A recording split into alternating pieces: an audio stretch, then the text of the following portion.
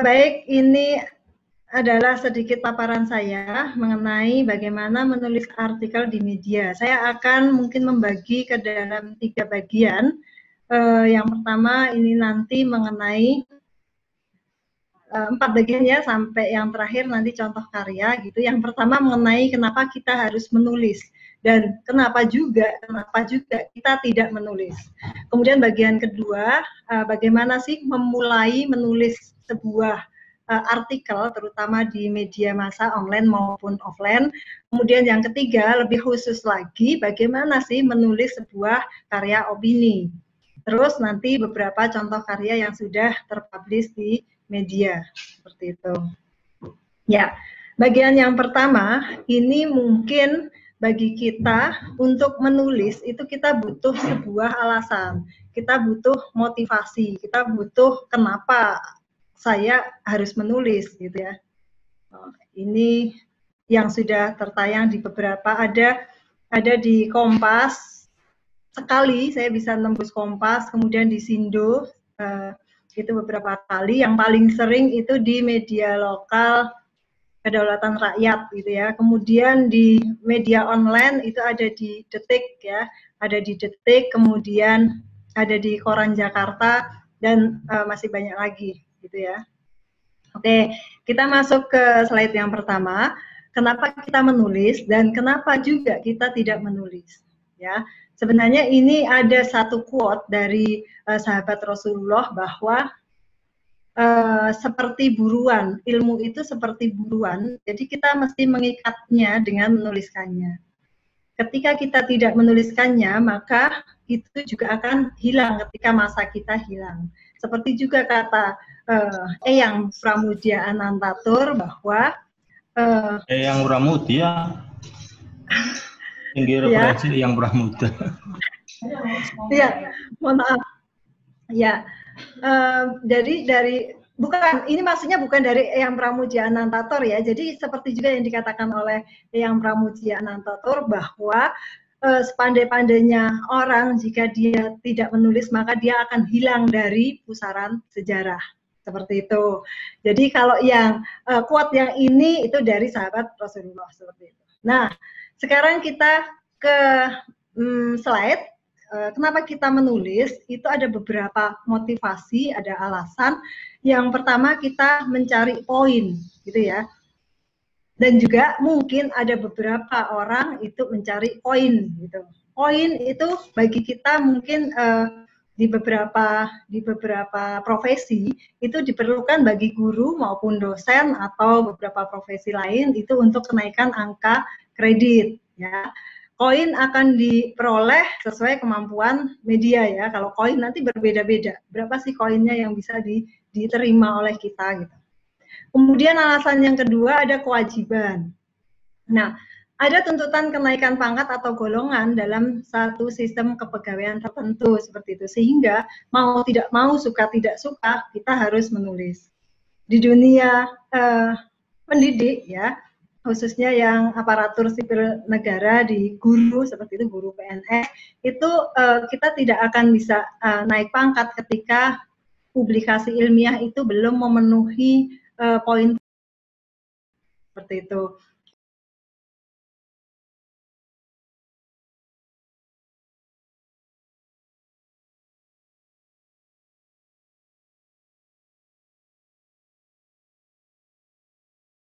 Mas, tolong ya. Maaf Bu Papa, silakan Bu Papa lanjut. Sudah saya mute di sini lagi. Iya. Mohon maaf Bapak Ibu, ada sedikit gangguan teknis. Kemudian alasan menulis yang selanjutnya itu kita itu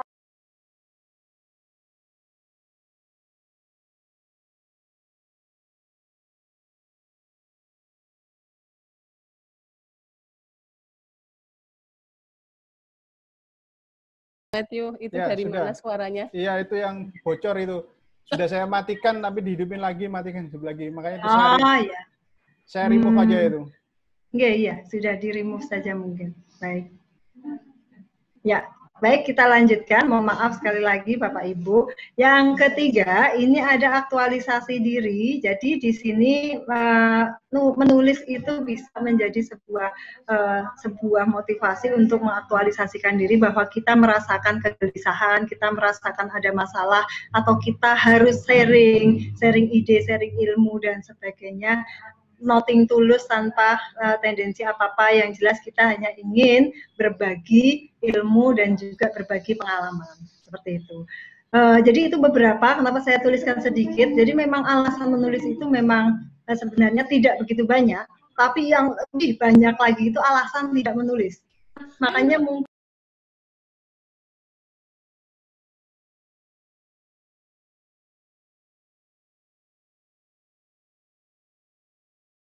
Matthew, banyak kebocoran ya Mas Tumben? Ya, sebentar Bu Fafa. ya. Kita kondisikan.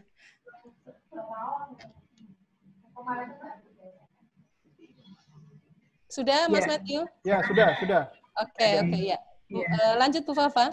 Ya, mungkin memang ada ya yang bermaksud untuk seperti itu. Mudah-mudahan bisa dikondisikan. Baik, selanjutnya. Alasan tidak menulis itu lebih banyak lagi Bapak Ibu. Jadi mungkin itu juga, walaupun saya sering menulis, tapi alasan tidak menulis juga ada, bahwa saya malas, saya sibuk, saya terlalu sibuk untuk menulis, jadi saya nggak sempat gitu.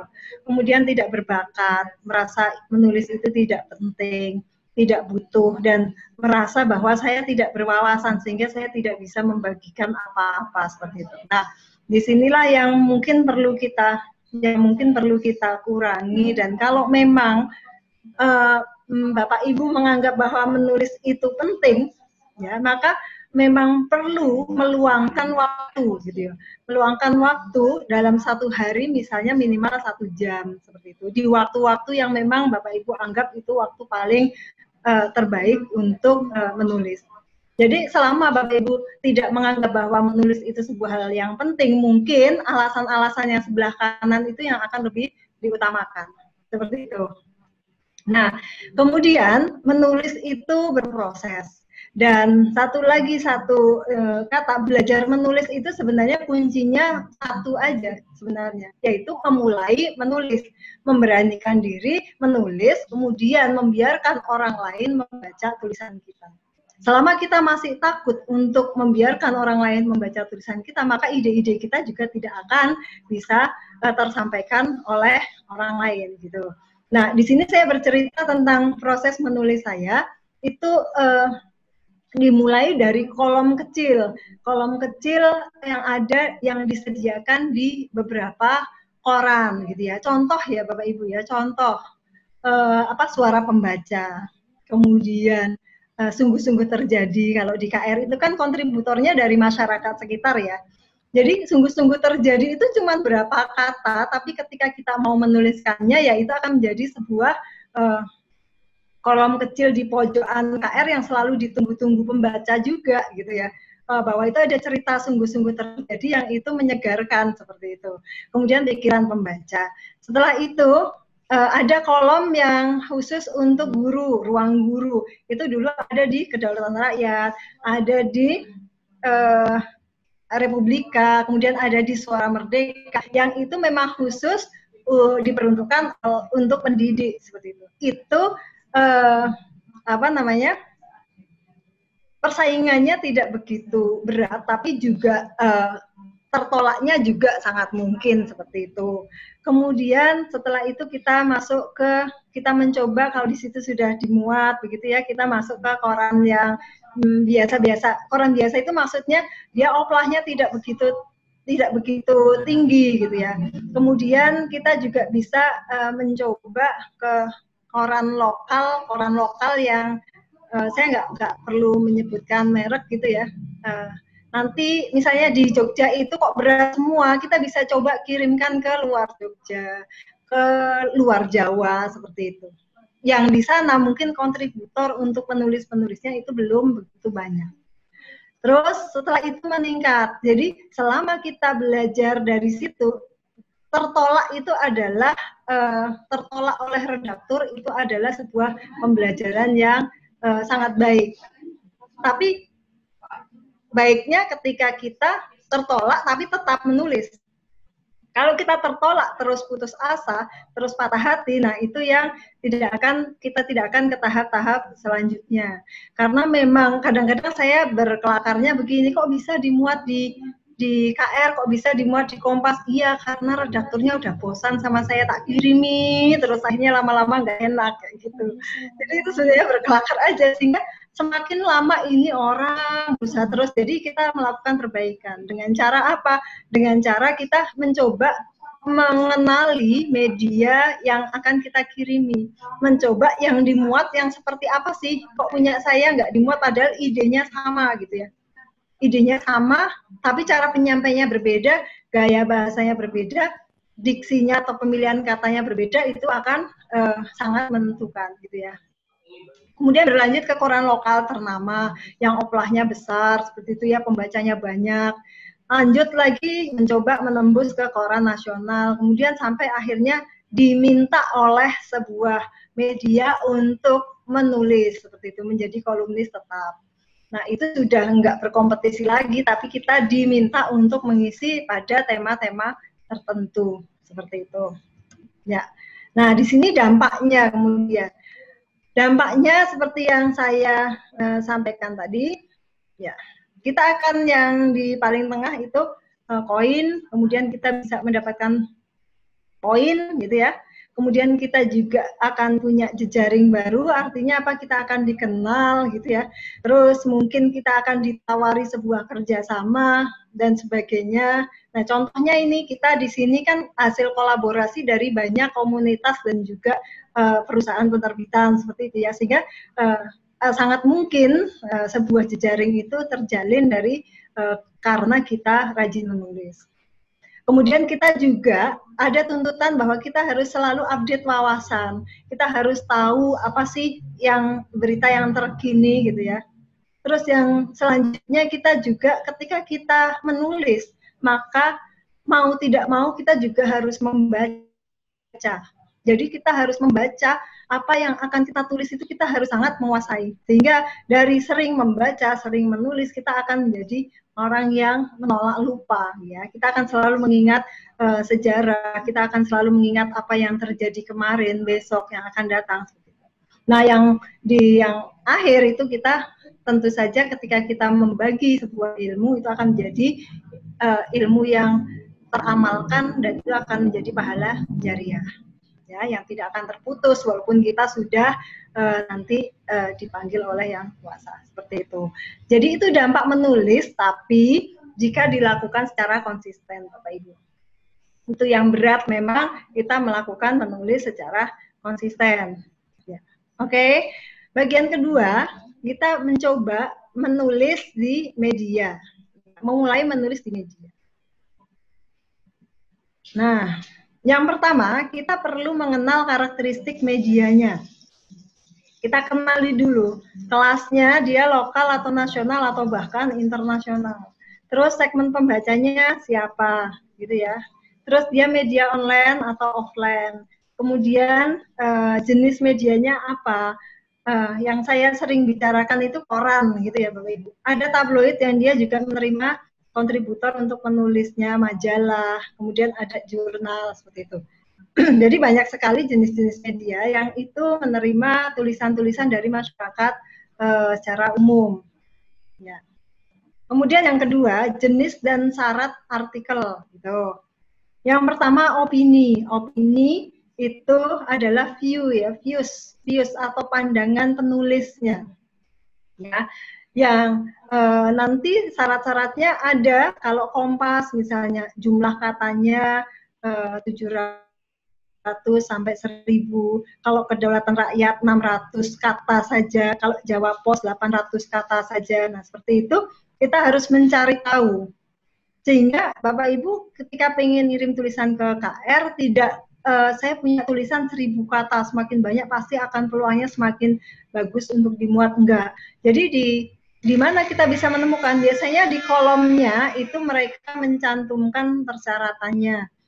Di KR itu setiap di pojokan opini itu ada maksimal 600 kata. Ya kita patuhi. Jadi kita berusaha patuhi syaratnya 600 kata, maka mereka akan mempertimbangkan itu. Kenapa? Karena mereka punya template yang sudah pas gitu ya. Kalau kita mencoba lebih, misalnya 650 lah, nggak apa-apa 50. Nanti redaktur ketika itu memang tulisan itu layak untuk dimuat, kadang-kadang memotongnya asal gitu ya, sehingga itu akan mengurangi arti. Dan itu kan menjadi tanggung jawab penulis seperti itu. Sehingga itu jangan sampai terjadi. Terus jenis tulisan yang selanjutnya adalah berita. Berita itu di banyak koran memang yang menulis adalah wartawannya. Wartawan itu ada yang wartawan tetap dan ada yang wartawan lepas juga. Di beberapa koran di luar negeri itu bahkan penulis-penulis berita itu bisa tidak harus dari wartawannya, tapi dari masyarakat umum bisa menuliskan berita-berita yang mereka bisa kirimkan ke koran tersebut. Tapi kalau di kita itu masih banyakkan berita itu yang menerbitkan, yang menuliskan adalah para wartawan ataupun kontributornya, baik tetap maupun tidak tetap. Seperti itu. Kemudian jenis tulisan yang lain itu ada karya sastra. Di hampir semua koran itu ada ruang-ruang untuk menuliskan karya sastra ya Bapak Ibu ya. Ada cerpen, cerbung, puisi, mungkin tulisan-tulisan yang lain seperti itu.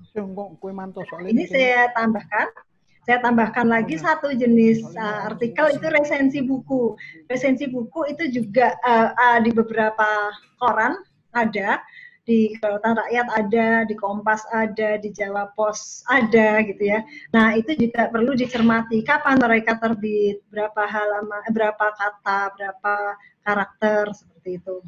Nah, sebenarnya ada nanti bab khusus yang bisa kita diskusikan mengenai resensi buku. Karena resensi buku itu kan mensupport kegiatan menulis kita juga. Jadi buku-buku baru yang kita punyai, yang kita baca, itu kita resensi, kita review. Manfaatnya banyak, selain menjadi tambahan referensi, kita juga bisa mendapatkan banyak hal gitu ya. Terutama juga bisa dikenal penulisnya seperti itu. Oke. Selanjutnya kita harus tahu alamat surat elektroniknya redaktur masing-masing koran ya. Jadi pada tiap rubrik bisa berbeda alamat. Contoh yang di Kedaulatan Rakyat ya, di Kedaulatan Rakyat itu opinikr@gmail.com seperti itu. Tapi untuk nulis untuk karya-karya sastra itu emailnya lain lagi. Jadi ada rubriknya. Itu Bapak Ibu bisa cari tahu di korannya seperti itu. Atau kalau memang sama sekali itu koran yang Bapak Ibu mau pertama kali kirimkan, ada di informasi koran itu pasti ada alamat emailnya yang mereka cantumkan di sana. Gitu. Jadi ini juga saya bagikan untuk syaratnya itu sekitar 600 sampai 1.200 kata begitu Bapak Ibu. Ya, itu masing-masing nanti harus dicermati di masing-masing koran. Untuk honornya juga berbeda-beda. Jadi tergantung oplahnya, tergantung pangsa pasarnya, dan tergantung besar kecilnya media seperti itu. Ya, jadi dari sekitar 150.000 sampai 2 jutaan gitu sekali pemuatan sebuah tulisan, tergantung medianya. Nah, ini era digital, ini era informasi. Kita tidak perlu lagi yang namanya kalau zaman dulu ngirim itu ribet. Kita bisa sekali duduk, selesai nulis, terus di review ulang, kemudian diperbaiki kalimat-kalimat redaksionalnya dan seterusnya. Setelah itu buka email, kirim, selesai. Bapak Ibu tinggal menunggu pemuatannya. Jadi untuk mengirimkan email tidak bisa Bapak Ibu langsung menempelkan tulisan Bapak Ibu ke badan email, enggak, tapi di attachment atau dilampirkan. Jadi nulisnya pakai Microsoft Word atau pengolah kata yang lain silakan. Terus dikasih pengantar di surat ya, seperti etikanya kita mengirimi surat seperti itu. Kemudian kita lampirkan filenya, kemudian kita kirim. Sudah tidurnya seperti itu. Tinggal jadi mengirimkan tulisan itu bagi saya itu seperti menyemai harapan Bapak Ibu. Kita kan nggak mau ya, nggak suka ya kalau setiap hari selama berbulan-bulan, kemudian bertahun-tahun, berpuluh tahun, kondisinya itu bekerja begitu, terus kita butuh kejutan-kejutan yang itu akan menambah motivasi kita dalam bekerja, dalam bergaul, seperti itu. Sehingga ketika saya berhasil submit satu tulisan, itu kayak menyemai harapan, saya akan menunggu-nunggu.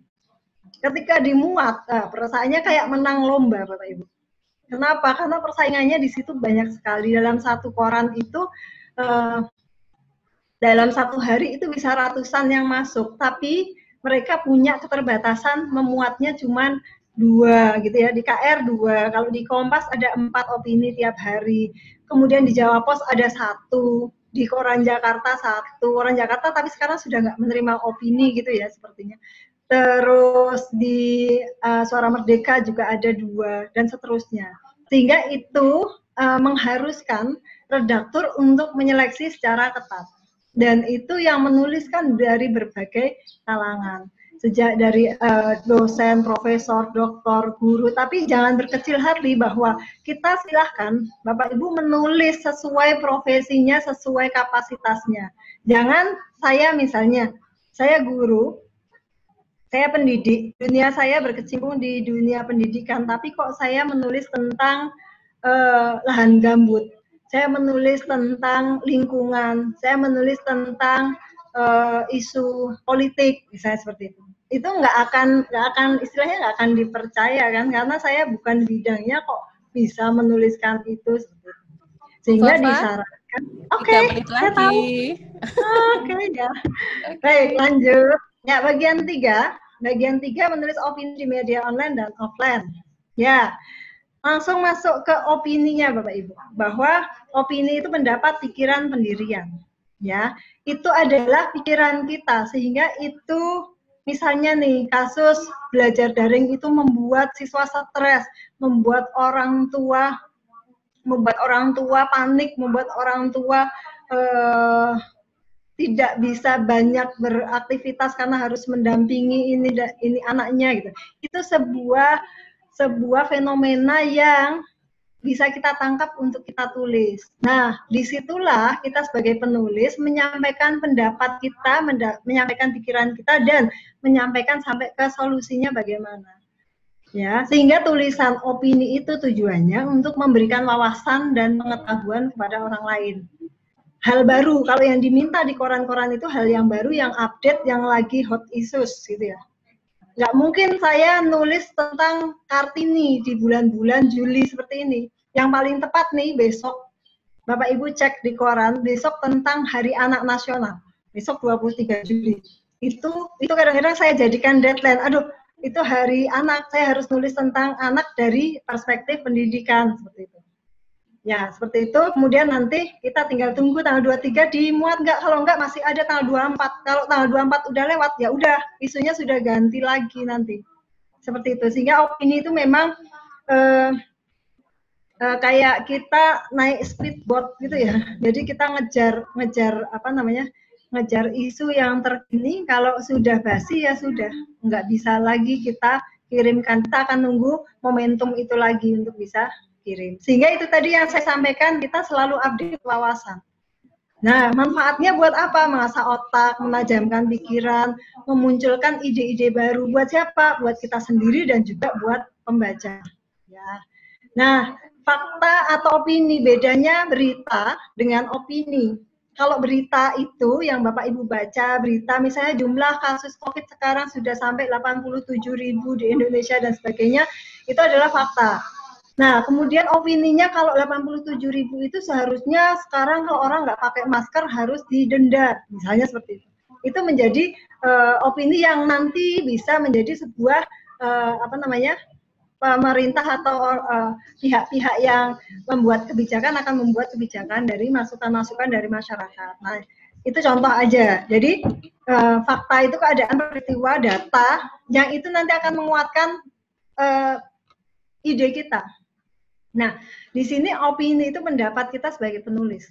Tapi pendapat itu harus didukung oleh fakta. Sehingga kita nggak asal ngomong, nggak asal common sense gitu ya. Yang kita omongkan itu berdasarkan fakta yang memang real ada. Walaupun opini kita itu bersifat subjektif, boleh saja orang lain nggak setuju dengan pendapat saya, tapi dia juga perlu menyangkal pendapat saya dengan data yang sahih gitu.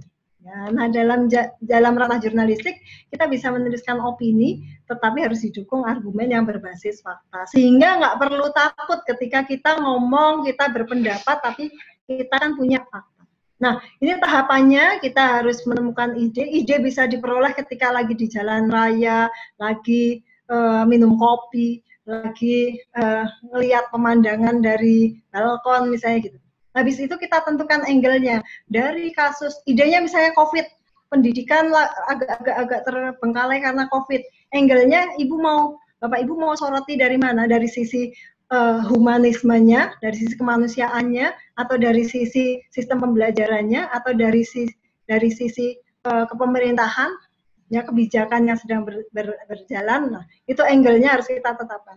Terus membuat outline atau peta jalannya, sehingga kita nggak tersesat, kita menuliskannya runtut dari awal permasalahan, kemudian ada fakta, kemudian ada opini kita seperti apa, sampai pada kesimpulan. Di akhir kita riset dulu ya. Jadi riset itu untuk menemukan data-data atau fakta yang mendukung. Setelah itu kita nanti menentukan lead, paragraf, dan judul. Oke, ini adalah tahapannya. Nggak cukup karena saya sudah lebih beberapa menit. Jadi nanti tahap menulis opini ada gimana sih menentukan ide, kemudian bagaimana menentukan angle, bagaimana membuat outline, bagaimana membuat riset. Yang mau saya sampaikan ke Bapak Ibu banyak, sehingga nanti kita bisa gali di sesi tanya jawab. Itu Bu Erma, ini portofolio saya yang beberapa hari atau bulan kemarin. Ini ada normal baru di tahun ajaran baru, dimuat di Daulatan Rakyat. Terus ini tantangan Merdeka Belajar, itu ketika Merdeka Belajar digaungkan oleh Mendikbud kita yang baru di bulan Januari. Terus ini yang terakhir kemarin 22 Juni dimuat di Detik News ya, merawat semangat belajar daring ketika ada keputusan bersama pemerintah bahwa kita akan terus melaksanakan pembelajaran daring sampai COVID berlalu, seperti itu. Ya. Baik, itu yang bisa saya sampaikan. Terima kasih. Kita akan lanjutkan ke nanti pada sesi diskusi. Saya kembalikan waktunya ke Bu Erma. Terima kasih. Wassalamualaikum warahmatullahi wabarakatuh. Waalaikumsalam warahmatullahi wabarakatuh. Wah, seru sekali ini ya. Ngebut ini ya Bu ya. Baik, Bapak Ibu sekalian, perlu kami informasikan juga bahwa apabila Bapak Ibu memang mempunyai karya, opini yang memang ibaratnya belum pede ini untuk langsung dikirim, boleh kami ada waktu atau ada kegiatan webinar juga pada tanggal 25 Juli, yakni coaching klinik, di mana Bapak Ibu bisa mengapresiasikan karya-karyanya untuk kami coaching. Jadi mulai dari penelitian, opini, kemudian karya best practice, dan sebagainya. Ibu bisa mendaftar nanti atau bisa menghubungi kami agar bisa bergabung pada hari Sabtu pada jam 13. Selanjutnya, ada narasumber kita yang kedua, ada Ibu Riful Hamidah. Beliau adalah guru dari SMK Negeri 1 Magetan yang akan berbagi dengan kita tentang bagaimana sih kalau tadi Bu Fafa itu banyak tulisan-tulisannya yang dimuat di media sosial. Nah, seandainya kalau enggak diterima ini, nah ini limbahnya mau dibawa kemana? Nah, ini bagiannya Bu Riful nanti yang akan menceritakan bahwa karya-karya yang tidak dimuat di media sosial, jadi jangan kita diamkan aja Bapak Ibu. Nanti kita gali lebih banyak lagi dengan Ibu Riful Hamidah. Sekilas, ini profil beliau adalah guru administrasi perkantoran di SMK Negeri 1 Magetan. Nah, ini prestasinya juga sangat luar biasa. 2 prestasi terakhir beliau adalah peringkat 2 Lomba Duta Rumah Belajar tingkat Provinsi Jawa Timur, dan yang terakhir adalah finalis Lomba Inovasi Pembelajaran tingkat nasional tahun 2017 dan 2018. Kemudian beliau masih mengajar dan dari tahun 95 sampai sekarang di SMK 1 Magetan. Beliau juga merupakan instruktur dan narasumber di berbagai kegiatan pengembangan profesi guru di Kabupaten Magetan dan Jawa Timur, serta penilai tim angka kredit Provinsi Jawa Timur. Jadi Bapak Ibu nanti mumpung ini Bu Riful Hamidah ada di sini, boleh nanti yang barangkali masih kepo-kepo atau penasaran bagaimana sih kok ini opini nggak dinilai atau dan lain sebagainya, silahkan nanti bertanya lebih jauh. Kemudian untuk pengalaman organisasinya, beliau juga merupakan Ketua MGMP Otomatisasi Tata Kelola Perkantoran, juga pengurus IPP Ikatan Pendidik Penulis Provinsi Jawa Timur. Wah, ini keren-keren sekali narasumber kita pada hari ini. Halo Ibu Riful, Assalamualaikum. Bu Riful.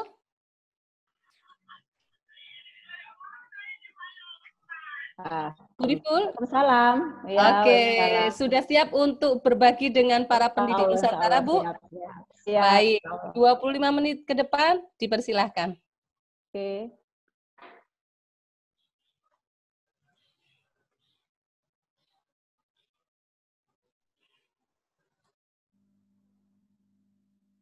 Ya. Assalamualaikum warahmatullahi wabarakatuh. Bapak Ibu peserta bincang daring dalam hal ini terkait dengan penulisan di media online dan offline. Pada kesempatan yang berbahagia ini, izinkan saya menyampaikan materi terkait dengan penulisan di media online.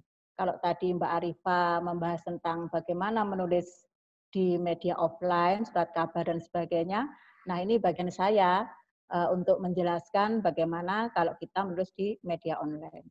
Bapak Ibu yang kami hormati, judul daripada presentasi saya saat ini adalah menulis atau menulis. Baik, saya screen dulu ya. Slideshow dulu.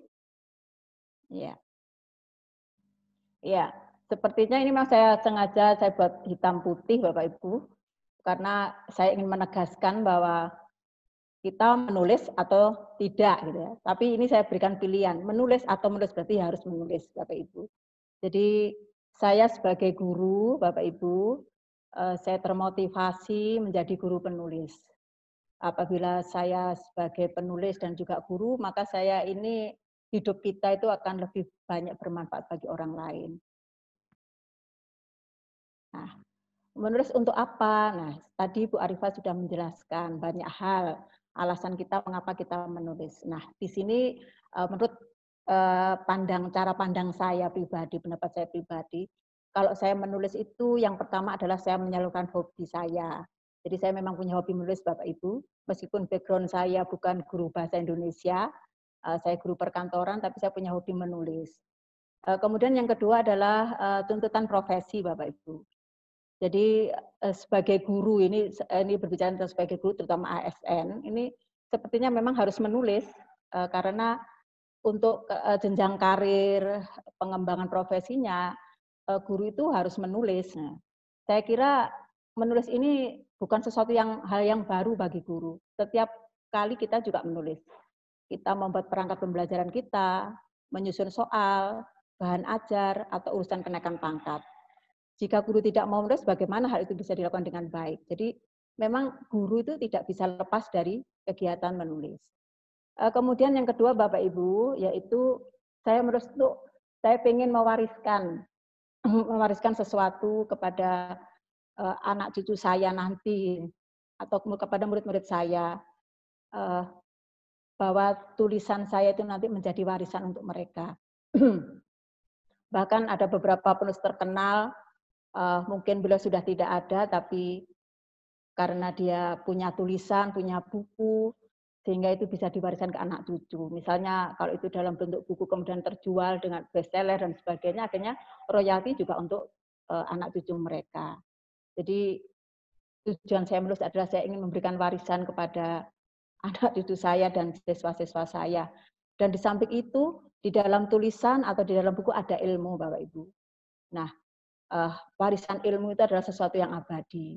Beda dengan kalau kita mewariskan harta, mewariskan uang dan sebagainya, saya kira itu mungkin habis, gitu. Tapi kalau untuk tulisan, saya kira itu atau ilmu itu sesuatu hal yang abadi. Kemudian yang berikutnya adalah alasan saya menulis adalah untuk apa? Untuk mendirikan sejarah. Jadi saya pengen saya tercatat bahwa saya pernah ada di bumi ini dengan tulisan saya. Kita kenal sastrawan besar seperti Buya Hamka, kemudian Sultan Takdir Ali Sabana, Khairil Anwar. Dari mana? Dari karya-karya mereka. Dan mereka ada di dalam sejarah. Ya, ada sebuah lelucon Bapak Ibu ya. Kita itu terlalu kalau seandainya kita tidak pernah menulis. Bahkan ketika Google dibuka, nama kita tidak ada di situ, katanya itu terlalu. Makanya Bapak Ibu menulis sehingga nama kita akan ada di sana. Apalagi kita upload, kita tayangkan di internet seperti itu sehingga Bapak Ibu. Jadi ini sebuah guyonan seperti itu. Ada juga bahkan guyonan juga ya, tapi ini sebenarnya memotivasi. Nama kita itu ada di batu nisan, gitu kan? Semua nama kita nanti ada di batu nisan. Nah, kita bisa melihat nama kita tidak di batu nisan, tapi di dalam buku kita, Bapak Ibu, di tulisan kita, seperti itu. Nah, Bapak Ibu yang saya hormati, yang berbahagia, apa sih yang ditulis? Nah, biasanya seperti itu, yang membuat kita bingung, apa yang ditulis gitu. Kita bingung apa yang akan ditulis. Nah, kalau saya, ya yang saya paham, yang saya alami, dan yang saya suka. Jadi kalau sebagai penulis pemula itu kita menulis yang ringan-ringan saja Bapak Ibu. Yang kita pahami, yang kita alami, yang kita suka, kehidupan sehari-hari kita. Apalagi Bapak Ibu sebagai pendidik. Tentu setiap hari Bapak Ibu punya pengalaman yang unik, yang menyenangkan, atau yang berbeda dengan anak-anak didik kita. Nah itu bisa kita tulis. Dan saya kira Bapak Ibu setiap hari kan mengobrol dengan teman, bercerita tentang apa kejadian tadi waktu berangkat ke sekolah, atau kejadian waktu mengajar. Nah itu bisa ditulis. Jadi kita menulis yang ringan-ringan dulu, jangan membayangkan tadi memang Bu Fafa itu sudah kelasnya sudah wow begitu ya. Beliau adalah penulis di media massa yang sudah skalanya nasional Bapak Ibu. Tapi untuk penulis-penulis pemula seperti kita, itu untuk memotivasi agar kita semangat menulis ya, kita menulis hal-hal yang sederhana saja, yang kita paham, kita alami, dan kita suka. Nah, di sini Bapak Ibu. Saya pribadi untuk memacu diri saya agar saya mau menulis itu saya punya jurus menulis Bapak Ibu. Yaitu saya memaksakan diri saya karena dengan terpaksa nanti kita akan bisa. Dan setelah itu kita biasa. Dan kemudian kita harus disiplin Bapak Ibu. Di sini ini ada judul Bapak Ibu sebuah buku, judulnya adalah The Power of Kepeksa. Ini judul buku yang diterbitkan oleh Media Guru, yang dipersembahkan berisi tulisan-tulisan dari guru-guru yang menulis, yang mengikuti tantangan yang diadakan oleh Media Guru, dan saya termasuk salah satu di antara penulis-penulis yang ada di buku ini Bapak Ibu. Berikutnya adalah ini. Bagaimana agar semangat menulis Bapak Ibu? Kalau saya itu saya rajin menulis di media sosial Bapak Ibu. Saya punya akun Facebook, saya sering menulis di sana. Karena saya ingin langsung mendapatkan respon, umpan balik dari pembaca. Dari respon mereka saya akan belajar, oh ternyata tulisan saya masih kurang ini, kurang itu, dan sebagainya. Biasanya mereka akan memberikan tanggapan atau respon. Bahkan mungkin akan melike kita. Itu kan membuat kita merasa senang, bersemangat untuk menulis Bapak Ibu. Kemudian yang kedua, saya bergabung dalam komunitas menulis. Jadi saya saat ini sedang tergabung dalam komunitas menulis di Facebook, yaitu komunitas menulis Media Guru. Kemudian saya juga melatih kemampuan menulis saya ya dengan mengikuti pelatihan Bapak Ibu. Jadi bagaimana menulis yang baik, menulis dengan jenis-jenis tulisan yang bermacam-macam, saya mengikuti pelatihan. Nah setelah itu saya menantang diri saya harus tertantang untuk agar saya itu menulis seperti itu Bapak Ibu. Nah, saya mengikuti komunitas menulis di Media Guru itu, akhirnya saya juga sebagai penulis di blog Guru Siana yang itu dimiliki oleh Media Guru.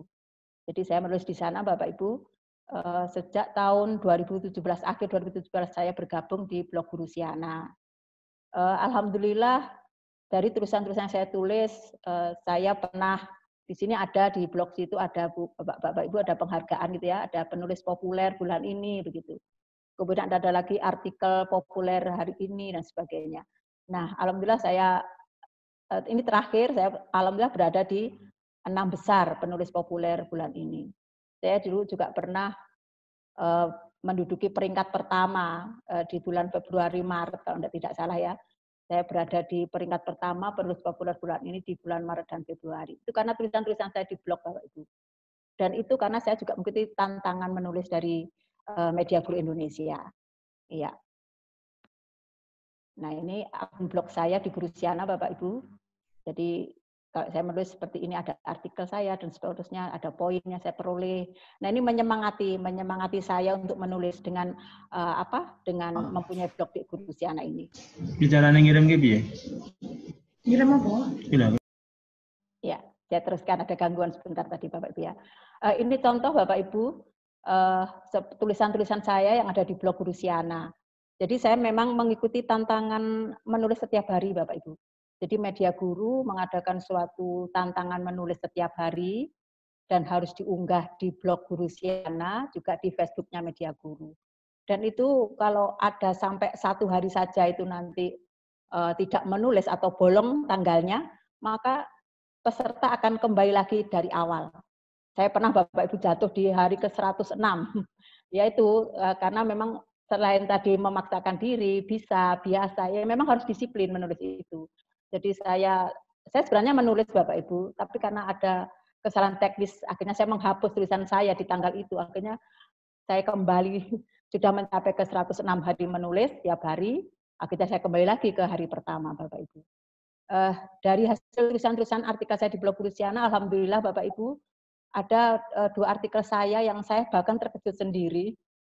Artikel saya dibaca oleh banyak orang. Nah, ini saya pernah menulis contoh soal-soal AKM, yaitu asesmen kompetensi minimum. Memang pada waktu itu guru-guru sedang melaksanakan AKM, simulasi seperti Bapak Ibu. Saya tulis pengalaman saya, itu saya hanya menulis pengalaman saya mengingat-ingat kembali soal-soal yang pernah saya kerjakan waktu mengerjakan simulasi itu.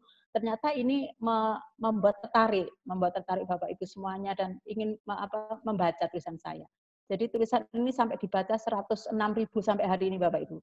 Jadi tulisan ini ternyata sampai hari ini masih dibaca oleh Bapak Ibu pembaca seperti itu. Kemudian menyoal soal AKM ini juga sekitar 66.503 pembaca Bapak Ibu. Jadi sampai detik ini pun tulisan-tulisan ini masih dibaca oleh pembaca seperti itu Bapak Ibu. Ini membuat saya ya merasa ya senang, akhirnya juga saya bersemangat untuk terus menulis. Itu memang cara saya, jadi ikut tantangan, kemudian saya melihat artikel saya dibaca orang, dapat komen, dapat mungkin like, atau mungkin malah tidak suka dengan tulisan saya, tidak apa-apa Bapak Ibu. Berarti mereka perhatian dengan tulisan saya, itu menyemangati saya. Nah ini saya iseng-iseng Bapak Ibu tadi membuka di Google ya. Saya di sini misalnya saya menuliskan singkatan dupak, gitu. Ternyata di situ ada tulisan saya di laman pertama, bahkan di laman pertama ternyata ada tulisan saya di sana. Ya, ini sungguh membanggakan bagi saya. Saya ada di bawahnya BKN, kan. Terus juga ada tulisan saya juga ada bersama dengan LPMP Maluku. Ini juga di halaman pertama semua Bapak Ibu. Jadi alhamdulillah tulisan-tulisan saya ternyata banyak juga dibaca dan dicari oleh orang seperti itu. Ini suatu hal yang akhirnya menyemangati saya. Saya senang akhirnya, oh ternyata tulisan saya bermanfaat bagi orang lain. Nah, ini Bapak Ibu, jadi ini beberapa buku karya saya. Memang untuk karya solo masih 1 buah Bapak Ibu, yaitu Sahabat Bukan Malaikat, saya pernah menulisnya di tahun 2018. Kemudian yang lain ini adalah buku-buku antologi. Saya ada di sini, Bapak Ibu penulis di sini, yaitu ada Selamat Datang Mas Nadiem. Ini ada 1000 puisi guru ASEAN yang mendapatkan rekor muri waktu itu tahun 2018 juga, yang diprakarsai oleh Asrizal Nur ya, penyair nasional itu. Ada juga Jalan Terang Guru Pemenang, 1 Derap 1000 Langkah dan sebagainya. Ini contoh hasil tulisan saya mengikuti tantangan tadi, terus pihak tim Media Guru mengadakan suatu lomba menulis dengan tema-tema yang sudah ditentukan, dan saya mengikuti, alhamdulillah ternyata saya berhasil. lolos dari penilaian. Nah itu dengan begitu saya akhirnya tahu, oh ternyata tulisan saya juga sudah layak seperti itu, sehingga saya menambah semangat saya untuk menulis lebih banyak lagi. Nah ini contoh penghargaan yang pernah saya terima dari Media Guru, Bapak Ibu, ya karena mengikuti tantangan tadi, ada piagam biru ini untuk 30 hari terus-menerus menulis, kemudian ada piagam perak itu 60 hari menulis, kemudian ada piagam emas ini 90 hari menulis, jadi hampir sekitar 3 bulan saya terus menulis setiap hari, dan saya unggah di Gurusiana juga di Facebook Media Guru. Nah, Bapak Ibu yang kami hormati, jadi itulah cara saya, dan mungkin ini bisa menjadi mungkin ya, alhamdulillah kalau Bapak Ibu terinspirasi untuk terutama untuk Bapak Ibu yang penulis pemula dan mungkin punya bayangan yang apa ya, awang-awangan kalau dalam bahasa Jawa itu gamang untuk menulis. Nah, ini mungkin bisa dibuat sebagai motivasi Bapak Ibu bahwa kita mulai dari hal yang kecil, dari hal yang ringan yang kita bisa, ternyata bisa menghasilkan sesuatu yang luar biasa. Nah, ini contohnya Bapak Ibu, saya tadi sahabat bukan malaikat tadi, alhamdulillah saya pernah bertemu dengan Bapak Mendikbud waktu itu di tahun 1918 ya. Ketemu dengan beliau, buku saya ditandatangani, itu semakin membuat semangat saya semakin membara Bapak Ibu. Memang ini sementara ini saya masih mengumpulkan materi dari artikel-artikel saya tadi, insya Allah nanti akan saya buat bukunya sesuai dengan tema-tema yang saya tulis Bapak Ibu. Untuk penutup Bapak Ibu, saya menulis untuk warisan dan menjaga peradaban. Demikian Bapak Ibu, apa yang saya sampaikan semoga bermanfaat dan bisa memotivasi Bapak Ibu, terutama bagi Bapak Ibu yang penulis pemula. Terima kasih. Assalamualaikum warahmatullahi wabarakatuh. Waalaikumsalam. Wah, keren sekali nih presentasinya dari Bu Riful. Ada satu kata nih yang sangat menarik, the power of kepekso. Ini memang kayaknya guru-guru Indonesia ini perlu semua jadi pengikut, jadi followernya the power of kepekso gini. Satu lagi the power of kepepet ya Bu ya kayaknya. Biasanya kalau kita sudah kepekso dan kepepet, kita itu akan punya banyak nyali untuk bergerak. Ya, oke Bu Riful, tadi kayaknya memang untuk opini yang tidak tertampung di media massa karena keterbatasan kolom itu bisa diupload di Gurusiana begitu ya Bu ya? Betul, iya. Baik, nanti Bapak Ibu bisa bertanya dengan Bu Riful bagaimana caranya, kemudian bagaimana biar bisa dapat yang nge-like itu banyak. Nah, kira-kira dapat duit nggak kalau di-like banyak segitu ya, kayak itu para artis-artis yang lainnya. Oke, baik. Selanjutnya kita akan ke narasumber kita yang ketiga. Ada Bapak Edi di sini. Baik, terima kasih Bu Erma. Wah, ya. Luar biasa. Monggo Pak Edi dipersilakan 25 menit ke depan. Matur nuwun Bu Erma. Nah, saya kayaknya hanya menyimpulkan aja ini karena Bu Fafa, Bu Riful, wah luar biasa. Menginspirasi ya Pak ya? Iya, betul. Tulisannya memang keren-keren. Bu Fafa memang pelan-pelan dari tadi sungguh-sungguh terjadi sampai ke koran nasional, luar biasa, menginspirasi. Nah, saya mungkin akan menyimpulkan saja ini presentasi saya. Izinkan saya share screen saya. Jadi saya ini akan memberikan sepertinya kesimpulan Bapak Ibu sekalian. Jadi dari dua narasumber itu ternyata kok klop dengan presentasi saya ya. Jadi presentasi saya beri judul menulis di media massa. Sudah terlihat ya Bapak Ibu sekalian. Nah, ini saya buat hitam putih juga Bapak Ibu biar simpel aja. Jadi presentasi saya ini sebenarnya ada dua sumber yang saya pakai. Nanti di akhir presentasi saya akan saya sebutkan sumbernya mana sih. Ternyata ada ilmunya Bapak Ibu sekalian, dari praktis Ibu Fafa tadi, terus kemudian Ibu Riful, ternyata klop dengan ini adalah semacam teorinya, bagaimana menulis di media massa. Ya, berawal dari kebutuhan komunikasi tadi, Bu Riful tadi, Bu Fafa juga menyatakan bahwa tulisan itu harus berdasarkan fakta. Fakta itu ada datanya, data itu diolah menjadi sebuah informasi, dan informasi itu belum lengkap kalau belum menjadi pengetahuan, dan dilengkapi lagi menjadi kebijakan. Itu adalah sumbernya dari fakta data yang sebenarnya tanpa bentuk awalnya. Terus kemudian kita beri keterangan menjadi informasi. Jadi kebutuhan komunikasi ini yang mungkin tadi dibutuhkan media. Jadi komunikasi ini akan memperkenalkan sikap dan perasaan. Supaya apa? Supaya tulisannya itu memberikan getaran emosi atau vibrasi gitu ya. Sehingga resonansinya itu dirasakan bersama.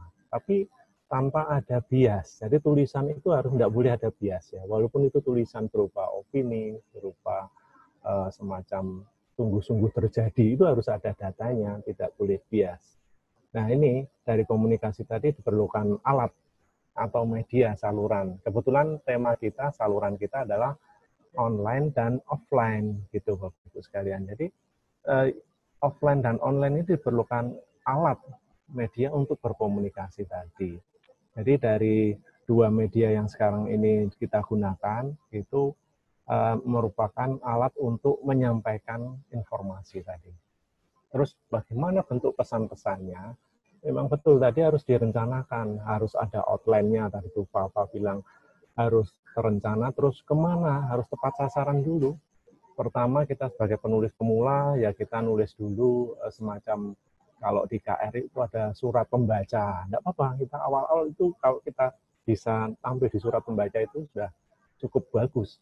Setelah itu kita naik lagi, sungguh-sungguh terjadi, terus kemudian baru sasarannya ke lebih luas lagi.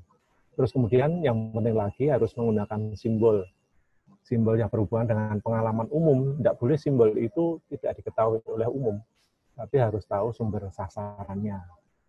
Mau koran, mau offline, mau online, kita harus tahu konsumennya siapa gitu. Jadi pesan itu harus terencana dan harus tepat sasaran.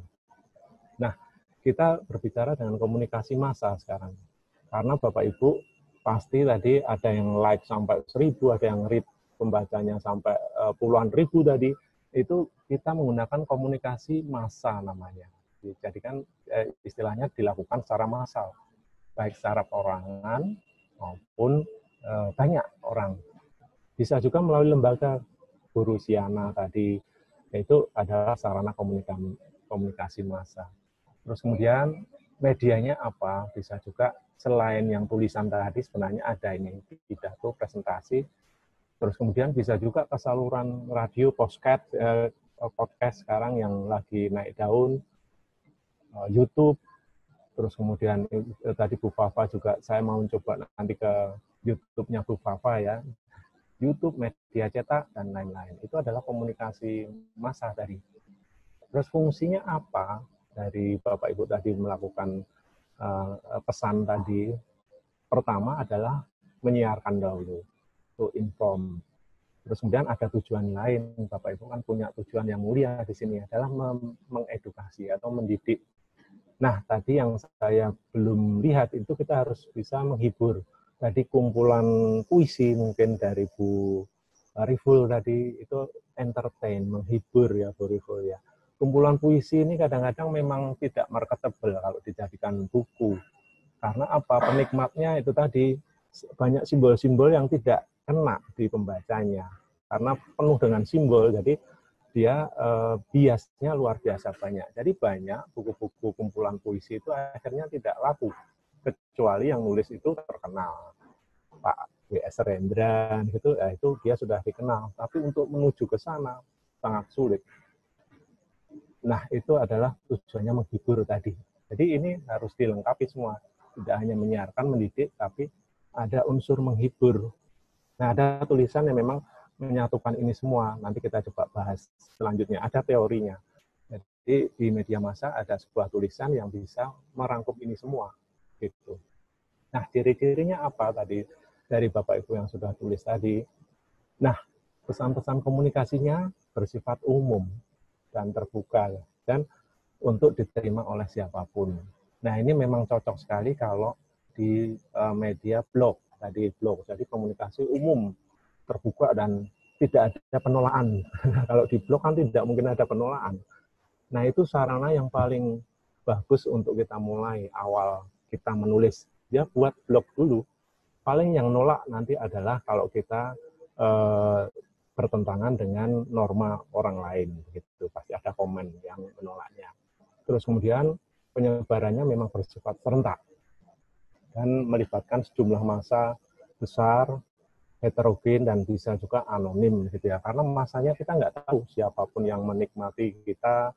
Makanya ada like, ada yang dislike, itu kita harus bisa terima karena memang mereka boleh kok, anonim mereka semua, boleh mengemukakan pendapatnya secara anonim gitu Bapak Ibu. Nah ini artikel-artikel kreatif ini menurut Pak Gunawan ini sangat menarik sekali karena apa? Tulisan yang kreatif itu membuat pembaca mendapatkan informasi tentang kejadian dengan senang, terkadang subjektif dan cenderung menghibur. Ini yang kalau di baik offline maupun online, kadang kita harus membuat artikel yang dapat membuat menghibur, cenderung menghibur. Penulis dapat juga mengolah tulisan dengan melibatkan rasa.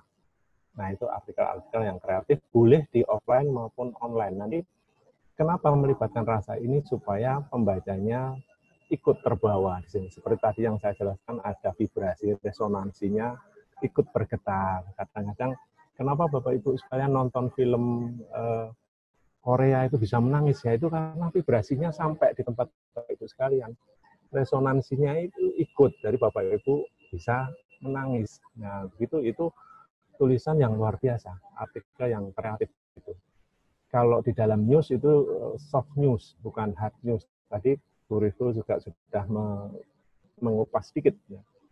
Nah, kita coba sekarang kupas media offline itu apa saja, supaya Bapak Ibu nanti bisa mengetahui ciri-cirinya. Jadi media offline itu informasi dapat dibaca kapan saja, tanpa terikat oleh ruang dan waktu, serta dapat dilakukan rekursif atau berulang-ulang. Jadi Bapak Ibu kalau membaca koran itu kadang-kadang nggak paham, ya bisa diulang-ulang lagi. Jadi dapat dibaca kapan saja.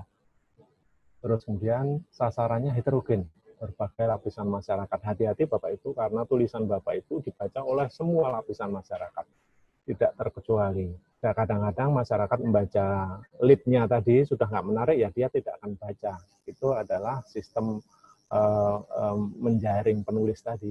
Makanya judul-judul kadang-kadang dibuat yang sependek mungkin, semenarik mungkin. Kadang-kadang kalau di YouTube itu ada clickbait ya, gambarnya yang saru-saru misalnya, isinya padahal kadang mendidik atau kebalikannya. Begitu. Itu supaya apa? Menarik gitu. Terus kemudian memenuhi persyaratan publisitas. Penting tidak sih Bapak Ibu nulis itu tadi? Nah, kalau penting dan memang tujuannya diketahui umum, Bapak Ibu akan menikmati pembaca yang semakin banyak.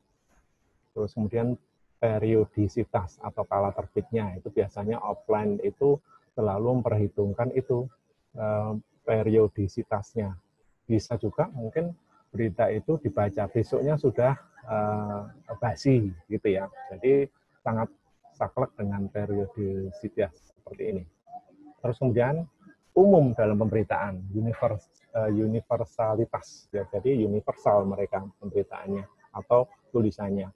Dan yang paling penting itu ada disajikan masih hangat, aktualitas. Itu ciri-ciri dari media offline kalau dicetak Bapak Ibu sekalian. Jadi harus aktual. Bapak Ibu sekarang membahas COVID, new normal, itu aktual. Mungkin bulan Januari besok sudah nggak aktual, bisa jadi seperti itu. Jadi aktualitas itu adalah tujuan utama. Tulisan disajikan masih hangat. Nah, beda dengan online, ini karakteristiknya. Kalau online itu pembaca itu memegang kendali atau audience control ya. Jadi pembaca itu kadang skip-skip, gampang sekali berpindah. Nah, itu ciri online. Bapak Ibu kalau baca detik ya scroll aja gitu. Kalau nggak menarik ya dia tidak akan disentuh dengan ujung jarinya. Begitu Bapak Ibu sekalian. Kemudian konteks informasinya disampaikan lepas, berdiri sendiri, non-linearity, atau tidak perlu historinya bagaimana itu beritanya, itu harus dia berdiri sendiri. Tidak perlu melihat ini kok ada berita tentang klepon, nah misalnya gitu. Dia harus menjelaskan klepon itu di situ tidak harus mencari prasyarat Bapak Ibu harus membaca buku artikel ini, harus membaca ini dulu, nggak perlu, harus dijelaskan juga di situ. Kemudian duplication atau penyebaran informasinya sangat mudah, terduplikasi dengan mudah juga. Jadi jangan heran kalau Bapak Ibu nulis, nanti di blog yang lain ada juga yang tulisannya sama persis, itu duplikasinya luar biasa cepat. Terus kemudian kekuatan histori, sehingga informasi lampau itu mudah didapat Bapak Ibu, karena ada googling tadi, terus kemudian googling itu merangkai sebuah informasi itu kadang terkait dengan histori. Jadi Bapak Ibu bisa melihat berita itu 5 tahun yang lalu dengan mudah. Kalau di online sangat mudah sekali. Kalau di media cetak kita harus membuat clipping kadang-kadang. Clipping itu sangat susah kalau disimpan secara fisik. Artinya retriability-nya cukup menarik. Terus jangan lupa di sini ada quantity. Di online itu tidak ada batasan. Harus berapa kata tadi? 600 kata. Tidak perlu, Bapak Ibu. Cuma harus dibatasi oleh layar kadang-kadang. Karena di online ini medianya bisa pakai gadget, bisa pakai laptop, bisa pakai layar yang gede. Jadi tidak ada batasan jumlah kata seperti tadi. Jadi tidak ada batasan, itu bisa luar biasa banyak. Terus kemudian flexibility, informasi sangat banyak ragam dan bentuknya. Kadang-kadang menjadi banjir informasi, Bapak Ibu. Banjir informasi, kalau kita istilahnya gegar informasi. Karena apa? Kita kebingungan. Ini yang jadi hoax tadi di mana-mana karena kita kebanjiran informasi tadi. Jadi flexibility dari informasi sangat banyak ragam bentuknya. Bisa blog, bisa tulisan artikel, bisa opini, campur aduk dalam satu media. Terus kemudian permanence, informasi tersimpan secara digital. Hati-hati Bapak Ibu, kalau Bapak Ibu meninggalkan hal yang negatif, histori itu tidak akan pernah bisa dihilangkan Bapak Ibu. Jadi hati-hati dengan histori ini, karena permanence itu adalah kekuatan media online dan kelemahan media online.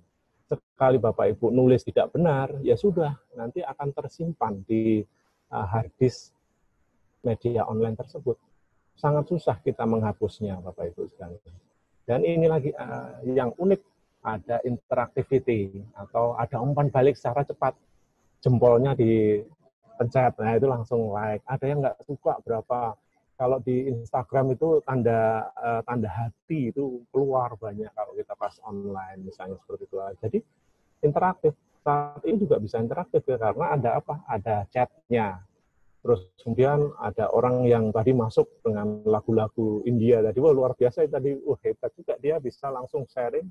Karena Zoom ini paling mudah melakukan sharing lagu Bapak Ibu sekalian. Lagu itu dengan mudah dan kualitasnya bagus. Itu dimanfaatkan oleh tadi yang masuk tadi. Untung sudah di-kick oleh Mas Matthew. Tadi saya salut, dia bisa langsung nge-share. Itu memang harus kelebihan host, harus pintar, dia harus memblok mana yang boleh. Itu kemampuan Zoom keeper nanti ya istilahnya. Terus kemudian mobile, informasi di mana dan kapan saja. Tidak harus menunggu. Saya itu dulu kalau setiap pagi itu nunggu koran itu di lodoknya di belakang pintu. Nah sekarang enggak tergantung itu. Saya sering rebutan dengan kakak saya, rebutan koran gitu, baca judul awalnya saja. Dulu ada kalau koran itu ada api di Bukit Menoreh, itu saya dulu paling suka nyari itu. Tapi nunggunya dia itu besok. Kalau di mobile, kalau di online tidak, informasi kapan saja, di mana saja. Nah ini keunggulan media online Bapak Ibu. Terus bentuk tulisannya bisa berupa artikel.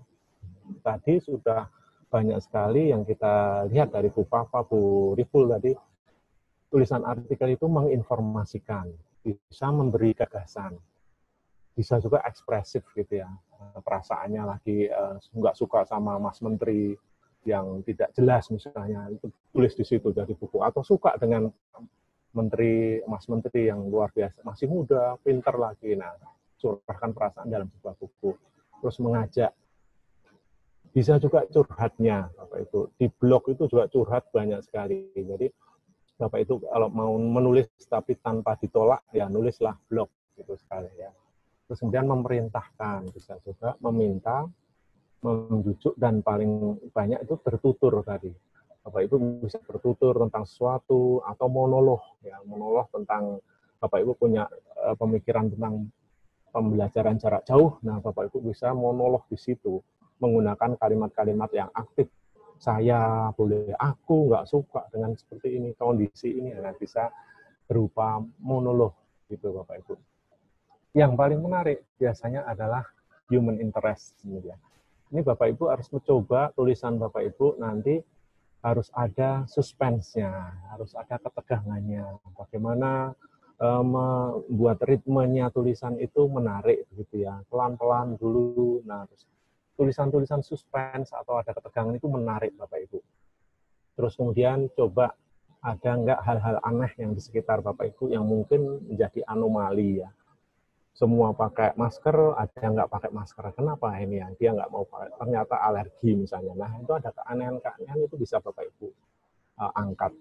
Terus kemudian personal interest. Personal interest Bapak Ibu masing-masing bisa diangkat, tapi hati-hati personal interest itu dengan orang lain bagaimana interestnya, apakah menarik atau tidak.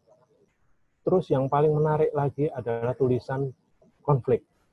Konflik ya, konflik ini sangat menarik, apalagi judul-judul yang konflik itu sangat menarik untuk diklik Bapak Ibu. Kalau untuk online sangat menarik sekali. Terus kemudian simpati, Bapak Ibu punya simpati ke orang lain atau penderita yang kena COVID ya. Terus kemudian Bapak Ibu tuliskan, itu biasanya sangat menarik. Yang paling susah adalah berempati ya. Empati kita terhadap misalnya ya orang-orang yang kena PHK karena COVID, nah itu Bapak Ibu bisa tuliskan di situ. Dan yang paling sulit adalah tulisan humor ini. Humor itu punya membutuhkan skill yang cukup lumayan berat juga, karena nulis humor itu tidak semua bisa memang Bapak Ibu. Banyak tulisan-tulisan di sastra itu ada humornya, itu luar biasa. Di sastra bisa ada humornya. Bapak Ibu kalau membaca bukunya Pramudia tadi, Bu Fafa sudah nyebut ya, bukunya Pram itu kadang serius sekali, tapi kadang ada humornya. Humornya kadang tingkat tinggi gitu ya. Jadi butuh pemahaman yang luar biasa. Misalnya dia pas waktu buku Anak Semua Bangsa kalau tidak salah, itu dia bercerita tentang bagaimana dia ke belakang ya, terus kemudian nya itu nyemplung, itu suaranya itu digambarkan dengan bagus sekali dan lucu gitu. Itu kapasitas Pramudia bisa humor itu luar biasa. Nah ini Bapak Ibu, olahlah secara humor itu lebih banyak, akan lebih menarik nanti gitu. Terus saya menyinggung juga sedikit tentang opini atau kolom artikel yang berisi opini seorang yang berkompeten memang di sini. Jadi orang yang berkompeten itu ya menguasai masalahnya juga. Dia punya data, punya fakta, punya informasi, nah dia tulis di situ. Nah itu akan kekuatan opini, itu kenapa bisa dibaca itu karena yang nulis berkompeten. Bu Fafa tadi berkompeten di bidangnya. Opininya banyak sekali dimuat di koran, karena beliau dianggap sebagai orang yang berkompeten dan tahu persoalan yang dianggap aktual. Kolom atau opini biasanya ringkas, pendek, dan boleh nakal dalam tanda petik ya. Jadi ditulis dengan gaya bahasa yang bisa bertutur, itu silahkan saja. Yang penting datanya dan faktanya harus dipegang dahulu. Supaya apa? Kalau kita ada keberatan, kita bisa menjelaskan keberatan tersebut, posisinya keberatan itu di sini, dan kita bisa menjelaskan dengan gamblang. Mungkin dengan tulisan lagi yang lain. Begitu Bapak Ibu sekalian. Jadi ada kritikan, ada sanggahan, itu dibalas dengan juga tulisan kalau bisa. Bahasa jurnalistik ini mungkin Bapak Ibu, ini trik aja Bapak Ibu supaya menghemat ya. Ini ada beberapa hal yang memang Bapak Ibu harus pilih nanti. Kata-katanya kalau bisa simpel mungkin tetapi kuat. Terus kemudian untuk editor kadang-kadang dia akan cenderung memilih kata-kata yang pendek sekali. Seperti di sini ada kata akan tetapi, diganti tetapi, apabila, bisa Bapak Ibu kita bila, sehingga bisa jadi disingkat aja hingga, dan seterusnya.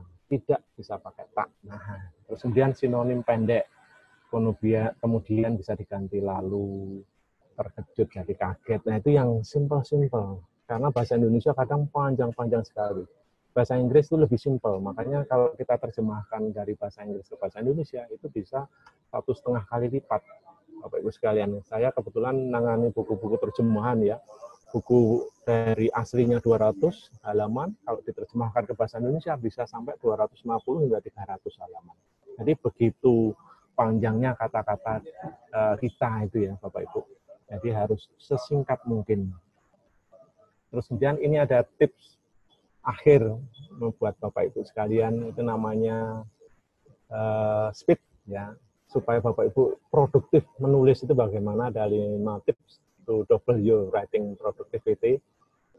Pertama adalah S ya, select a topic ya. Jadi pilih topik yang memang sesuai dengan kompetensi Bapak Ibu sekalian. Bapak Ibu yang kuasai, datanya Bapak Ibu pegang, faktanya Bapak Ibu kuasai, informasinya mau Bapak Ibu ungkapkan dengan detail atau dengan gamblang atau dengan simple. Nah, Bapak Ibu harus kuasai topik dahulu. Supaya apa? Kekuatan tulisan itu ada di penguasaan topik tadi, Bapak Ibu. Terus kemudian prepare your fact. Jadi siapkan dulu fakta dan datanya. Jangan Bapak Ibu terburu-buru menuliskan sesuatu yang tidak siap fakta dan datanya. Karena riskan. Karena apa? Undang-undang ITE itu sangat galak sekali Bapak Ibu. Jadi sekali Bapak Ibu keliru, itu ke belakangnya luar biasa. Pelajari undang-undang ITE ya Bapak Ibu ya, supaya tidak tidak terjadi hal di kemudian harinya. Terus Bu Fafa tadi menyebutkan, tulislah outline-nya dulu, betul sekali. Establish a structure dulu, tentukan strukturnya dulu. Saya mau nulis opini, strukturnya ini. Terus kemudian mana yang tidak penting, eliminate distraction, hilangkan gangguan-gangguannya. Supaya apa? 600 kata tadi bisa masuk, gitu Bapak Ibu. Jadi hilangkan kata-kata yang memang tidak dibutuhkan, yang tidak dibutuhkan. Dan ini yang jadi kelemahan kita. Tidak segera menyelesaikan itu ya. Jadi dash to the finish, langsung selesaikan saat itu juga. Makanya di Guru Siana tadi 1 hari 1 tulisan. Betul sekali, itu bagus sekali untuk membuat kita disiplin menulis. Saya menulis diary itu kadang 2 hari, 3 hari. Saya masih nulis diary Bapak Ibu sekalian, menulis aja supaya terbiasa gitu ya. Tapi kita harus segera selesaikan. Ada deadline tadi. Apalagi setiap bulan kalau bisa Bapak Ibu membuat deadline. Bulan Januari itu pasti ada bulan Januari itu ini tahun baru itu Bapak Ibu bisa ungkap. Februari itu ada acara apalagi Februari itu Valentine Day misalnya Valentine. Maret itu Super Semar misalnya.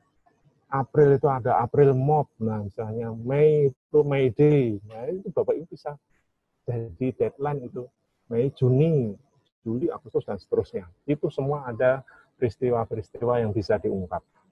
Di online itu kadang-kadang kita peristiwa apa yang hari ini 100 tahun yang lalu, 20 hari yang lalu, 30 bulan yang lalu, nah itu kita bisa membuat deadline dari situ. Bapak Ibu.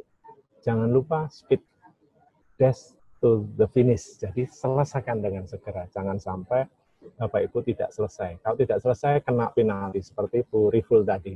Sudah 90, wah jadi 0. Itu kan menyakitkan ya Bu Riful. Wah itu saya juga pernah seperti itu. Jadi kita sudah semangat ternyata ada gangguan. Jadi jangan lupa segera selesaikan tulisan Anda. Nah ini sumber-sumber yang saya ambil Bapak Ibu. Saya bukan promosi Bapak Ibu, ini memang saya tadi materi-materi tadi itu ada di ini dari buku-buku yang kita terbitkan.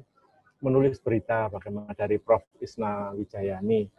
Sekarang kan modelnya berita itu tidak harus dari kantor berita atau majalah atau rumah produksi, tapi dari citizen journalism Bapak Ibu bisa menulis. Ada ilmunya Bapak Ibu, bagaimana menulis berita. Terus ini ada tulisan lagi dari Ibu Fani Lesmana, teacher, tulisan jurnalistik yang kreatif. Bapak Ibu biasanya nulis, membaca berita itu namanya hard news ya. Nah, ada namanya soft news. Soft news itu feature ini tadi. Bapak Ibu bisa mengembangkan, apalagi sekarang media online yang cukup banyak. Bapak Ibu bisa masukkan di sana. Blog itu juga bermacam-macam ya. Terus ini ada sedikit karya saya. Mungkin buat Bapak Ibu yang nulis pakai MS Word bingung, nah saya sudah membuat sebuah tulisan-tulisan supaya Bapak Ibu tidak terganggu dengan bagaimana sih menulis dengan MS Word. Kadang-kadang ada banyak-banyak hal teknis yang Bapak Ibu tidak kuasai, bisa Bapak Ibu buka di sini. Nah, untuk terakhir ini saya juga mau membuat quotation ini ya. Ini dari Lord Thomson, itu bosnya surat kabar beberapa puluh tahun yang lalu. For the God sake, never ever forget the subject, verb, and object in your sentence. Nah, itu artinya apa? Demi Tuhan, jangan sekali-sekali melupakan subjek, predikat, dan objek dalam kalimat Anda. Mungkin itu saja Bapak Ibu. Jangan lupa Bapak Ibu, sekarang itu ada Google Play, itu bisa beli buku di sana. Jadi tidak harus ke toko buku ya Bapak Ibu ya. Misalnya Bapak Ibu masih takut toko buku, sekarang toko buku tutup semua Bapak Ibu. Bapak Ibu bisa belanja buku di Google Play. Klik aja di Google Play, nanti di sana ada banyak buku gratis ya. Bapak Ibu bisa baca dulu. Gratis-gratis itu luar biasa banyak karena sumbangan-sumbangan dari beberapa penerbit. Bapak Ibu bisa baca dulu di sana, terus membiasakan pakai teknologi, misalnya seperti itu. Itu saja dari saya, Bu Erma. Moga-moga menginspirasi Bapak Ibu sekalian, hampir 72 serta di sini. Mungkin itu saja, kita nanti akan lebih banyak ke dialog supaya lebih menarik. Saya serahkan kembali ke Bu Erma. Silakan. Terima kasih Pak Edi. Wah, ini saya kira 3 buku yang terakhir tadi mau di ini Pak, door prize Pak Edi. Mau dibagi-bagi gitu Pak Edi. Itu yang buku kedua, 3. Ini challenge ini kayaknya ya. Kan ini sistemnya sekarang bagi-bagi tuh, barangkali nanti mau Pak Edi mau bagi buat pertanyaan yang terbaik atau bagaimana. Boleh, buku saya ini. Oh, ya yang terakhir tadi ya Pak Edi ya. Betul, buku saya untuk 3 peserta nanti saya kirimkan ke. Oke, Bapak Ibu, ini sudah ada 3 door prize. Ini sepertinya buku dari Pak Edi dan Pak Joko yang menulisnya. Beliau berdua ini adalah orang nomor 1 dan nomor 2 ya Pak ya, di Andi Offset ini. Baik, dapat kita simak dari tadi seperti benang merahnya sudah terlihat Bapak Ibu sekalian, dan luar biasa sekali dari ketiga pemateri kita pada siang hari ini. Baik, ini sudah ada beberapa pertanyaan. Ini ada Bu Fafa, Bu Riful, Pak Edi, dan ini sepertinya banyak juga yang mengapresiasi bahwa memang wah ini narasumbernya hebat, materinya bagus begitu. Ini bisa kita lihat di kolom chat. Baik, saya akan panggil dari Ibu Astuti Bojonegoro. Masih stay Ibu? Ini beliau ingin penasaran ini karena kepada Bu Fafa ini terutama. Bu Sri Astuti, oke. Bu Sri Astuti, boleh dibuka mikrofonnya Ibu? Bisa langsung berinteraksi dengan Bu Fafa? Ya, terima kasih atas waktunya. Oke, silakan Ibu. Pertanyaan yang saya tujukan pada Ibu ya, narasumber pertama.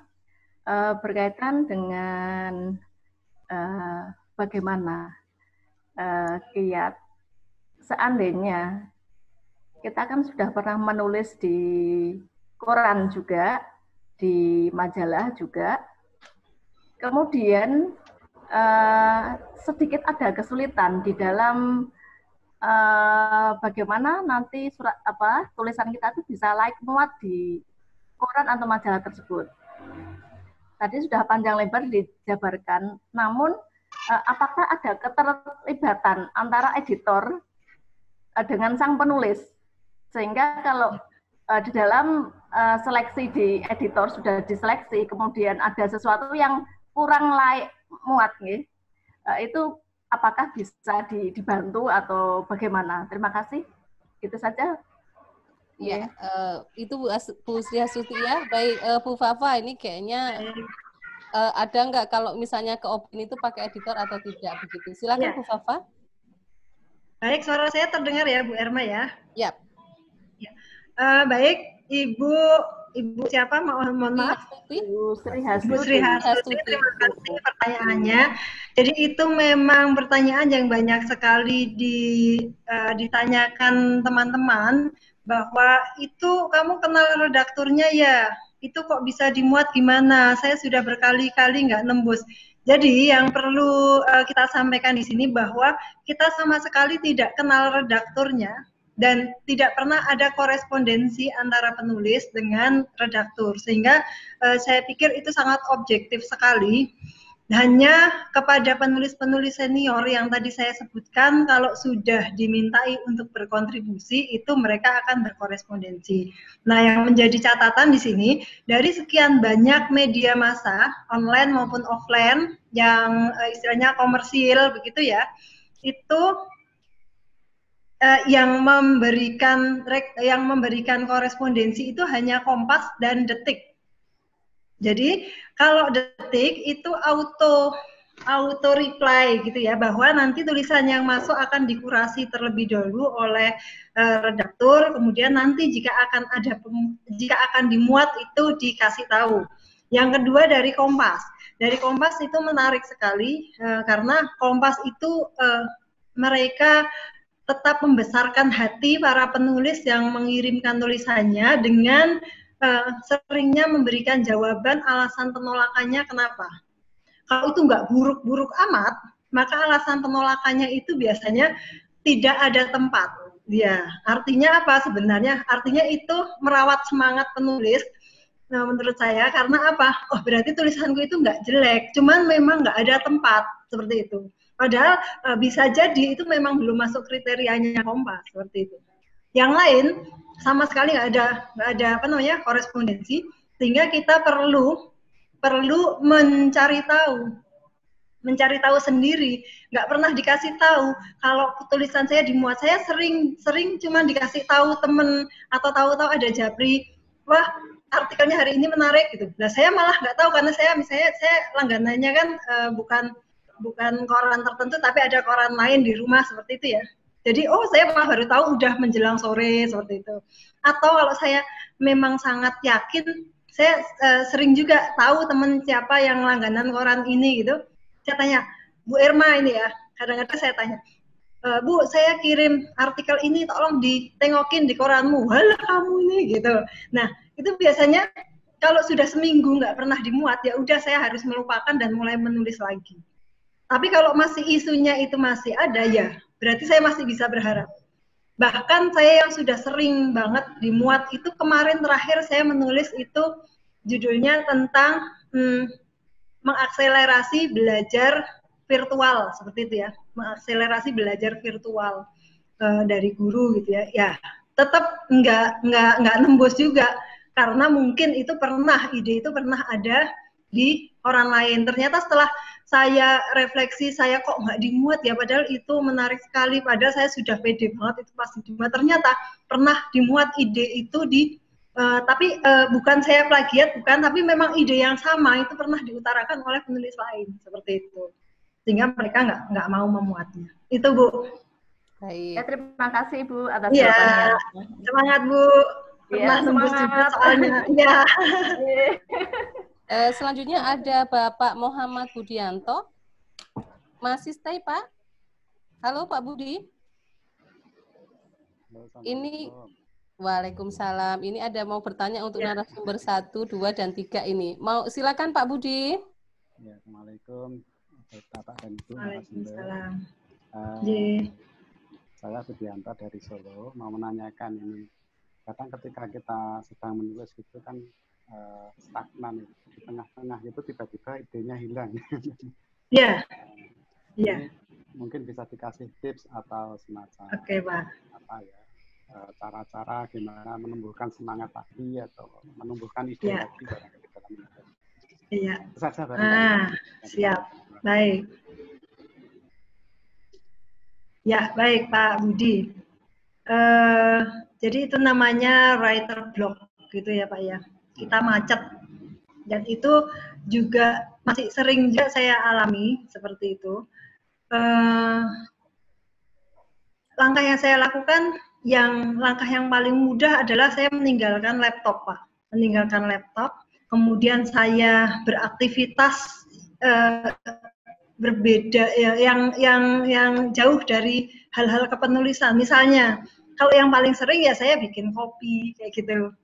Atau kalau enggak saya ke balkon lihat lihat bintang atau lihat awan seperti itu. Paling nggak 30 menit itu kita melupakan hal-hal yang berbau tulisan. Setelah itu coba kembali, dan itu dilakukan juga setelah Bapak atau Ibu menyelesaikan satu tulisan penuh. Misalnya, Bapak Ibu mau kirim ke KR, sudah selesai 600 kata. Jangan tulisan masih panas, habis mateng dari kompor langsung dikirim. Tapi paling tidak Bapak Ibu perlu mereview ulang secara mandiri, self review gitu ya. Tapi akan lebih baik kalau Bapak Ibu minta kepada teman atau putranya atau pasangannya untuk membaca ulang tulisan kita. Kenapa? Di situ ada pepatah kan, gajah di pelupuk mata tak tampak, kuman di seberang lautan tampak, gitu kan. Kita kadang-kadang sulit menemukan kesalahan yang kita lakukan. Salah ketik, kemudian salah penyusunan kalimat, kemudian antar paragraf nggak nyambung, itu sangat mungkin terjadi ketika kita menulisnya sudah sangat fokus sekali di situ, kemudian kita nggak nge-review atau meminta review orang lain. Gitu. Jadi untuk writing block itu tadi, itu kasih jeda beberapa menit, terus nanti juga dibaca ulang, terus langkah yang lebih membutuhkan upaya yang lain adalah menambah referensi dulu. Mungkin Bapak Ibu punya koleksi buku yang berkaitan dengan topik yang Bapak Ibu tulis. Silakan dicari buku itu, dibaca ulang. Oh iya, ternyata saya perlu menambahkan materi ini. Yang lain adalah coba Bapak Ibu googling dengan topik yang sama yang Bapak Ibu tulis. Misalnya tentang belajar daring seperti itu. Atau ini nih, isunya yang sekarang adalah Hari Anak Nasional misalnya nih. Kasus pornografi itu semakin mengancam. Itu yang ini saya tuliskan ya, yang saya tuliskan untuk menyambut besok seperti itu. Jadi kasus pornografi itu kan justru mengancam di anak-anak kita. Kenapa? Karena keterlibatan mereka dengan gawe dan internet semakin intensif. Nah, itu kan sebuah masalah yang akan dialami oleh hampir semua orang tua seperti itu. Nah, cobalah Bapak Ibu membaca tulisan yang ada di dunia maya seperti apa. Oh ya, ini perspektif yang ini perlu saya tambahkan seperti itu. Sehingga dengan menambahkan referensi secara cepat itu Bapak Ibu bisa googling di internet atau bisa mencari referensi yang paling bagus itu kan dari buku atau penelitian-penelitian gitu ya. Tapi itu memang relatif lebih berat dan lebih lama gitu untuk mencari clue atau kata kunci yang bisa kita ambil. Itu. Sehingga beberapa hal itu yang mungkin bisa Bapak atau Ibu lakukan.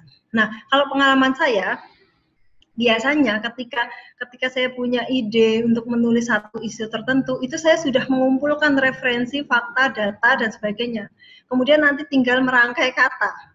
Biasanya yang paling sering terjadi itu ketika tulisan sekali duduk jadi, sekali duduk itu artinya saya nggak kejeda masak, nyuci piring, atau pergi ke pasar atau nerima orderan atau nerima kiriman GoFood atau apapun gitu ya. Sekali duduk selesai itu biasanya lebih bagus karena lebih runtut seperti itu. Dan tidak keterikatan antar paragrafnya bagus. Tapi sekali lagi tetap sebelum dikirim jangan sampai ngirim tulisan itu masih panas gitu ya. Jadi kita anget-angetin dulu, sudah benar-benar nyaman untuk dinikmati, baru dikirim. Seperti itu, Bapak. Oke, baik. Oke. Nah, kalau pengalaman dari Pak Edi sendiri bagaimana Pak? Ini kaitan ternyata banyak sekali pertanyaan-pertanyaan yang memang adalah untuk membangkitkan semangat menulis gitu. Berikan advice-nya Pak Edi, monggo. Ya, betul. Terima kasih. Writing block itu memang penyakitnya penulis, Bapak Ibu. Ya, itu memang selalu dihadapi ya. Saya itu writing block itu tulisan jadi banyak sekali dan menghasilkan sampah tulisan, gitu, Bapak Ibu. Karena tidak kita lanjutkan. Jadi biasanya kalau saya kebetulan saya nulis buku, Bapak Ibu. Biasanya awal tahun itu saya resolusinya adalah nulis judul buku ini. Nah, terus kemudian kenapa? Karena kadang-kadang writing block itu datang sewaktu-waktu. Kalau writing block itu datang, saya harus beralih ke betul kalau Bu Fafa tadi beralih ke aktivitas. Kalau saya beralih ke tema lain yang lain gitu. Karena saya sudah punya daftar, jadi saya bisa beralih ke situ. Supaya apa? Refresh lagi, saya ganti ganti tema. Jadi tidak menghentikan tulisan, tetapi berpindah itu biasanya saya lakukan. Dan ingat, karena laptop itu sekarang punya namanya hibernate ya, hibernate itu ditutup bisa gitu loh Bapak Ibu. Jadi Bapak Ibu jangan tinggalkan tulisan itu ditutup semua, tapi biarkan terbuka gitu ya. Jadi biarkan terbuka, terus kemudian kalau lelah ya ditutup aja di hibernate supaya apa, posisi tulisan kita kursornya masih di situ. Kalau misalnya Bu Fafa tadi meninggalkan tempat ya di hibernate aja. Supaya apa, pas dibuka itu kan resource-nya terbuka semua, masih tidak usah nyari-nyari satu persatu. Itu cara menanggulangi writing block biasanya seperti itu. Ada berbagai macam, tidak harus mengikuti saya atau Bu Fafa, mungkin teman-teman yang lain pasti punya triknya, dan itu dilakukan saja. Gitu. Atau karena pergi ke pantai gitu ya Pak ya? Karena rumahnya depan pantai maksudnya. Ke mall gitu ya Pak ya? Ke mall. Kalau rumahnya samping mall gitu ya. Gitu, writing block. Oke, Pak. Ini juga ada nih dari Bapak Hadianto Saputra, masih Pak Hadi?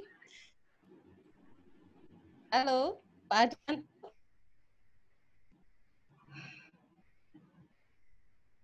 Oh, ini pertanyaan juga sama sih Pak. Ini saya dari kolom chat juga bahwa memang mempertahankan semangat untuk menulis ini di saat jam mengajar cukup padat. Ini mungkin Bu Riful bisa menjawab ini pengalamannya sebagai guru. Kegiatan di rumah padat, di sekolah padat. Kebetulan ini Pak Hadianto Saputra ini teman saya Pak. Jadi ini kepala sekolah SMK 2 di Jogja nih. Ya teman dekat suka lomba-lomba gitu. Jadinya mungkin kesibukan beliau setelah menjadi kepala sekolah padat, tapi beliau dasarnya penulis. Saya jadi endorse ini ya. Pastinya enggak. Bu Riful mungkin bisa dibantu menjawab.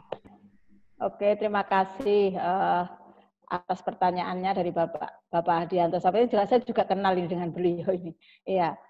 Begini Bapak Ibu, saya sebenarnya sama dengan Pak Edi tadi ketika mengalami stagnan menulis itu. Saya memang menyiapkan beberapa tema tulisan seperti itu.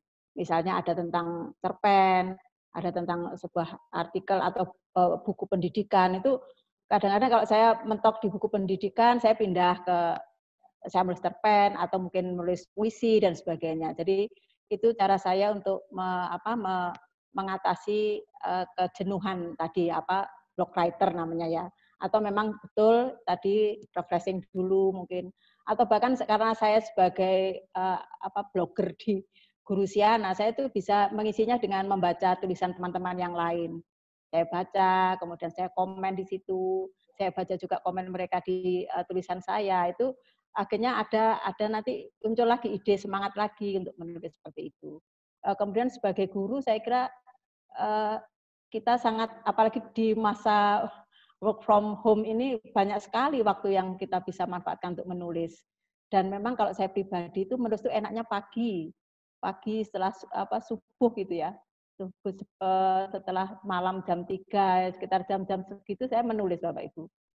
Karena saya mengikuti tantangan menulis setiap hari, saya usahakan tulisan saya harus selesai ketika itu. Jadi saya harus tertantang bahwa saya menulisnya sampai selesai, baru saya meninggalkan. Karena kalau saya nanti sampai lupa dan tidak mengunggahnya, saya nanti kena itu tadi ketok untuk kembali ke nol tadi. Jadi saya memang mendisiplinkan bahwa saya harus menyelesaikan artikel saya, dan artikel saya ringan-ringan Bapak Ibu, jadi saya ringan-ringan sekali, jadi itu bisa saya selesaikan. Ya yang tadi kejadian sehari-hari yang saya alami. Kadang-kadang saya menulis beberapa genre tadi ya, ada mungkin artikel agak panjang, ada sekarang namanya pentigraf ini lagi tren di kalangan guru sianer ini.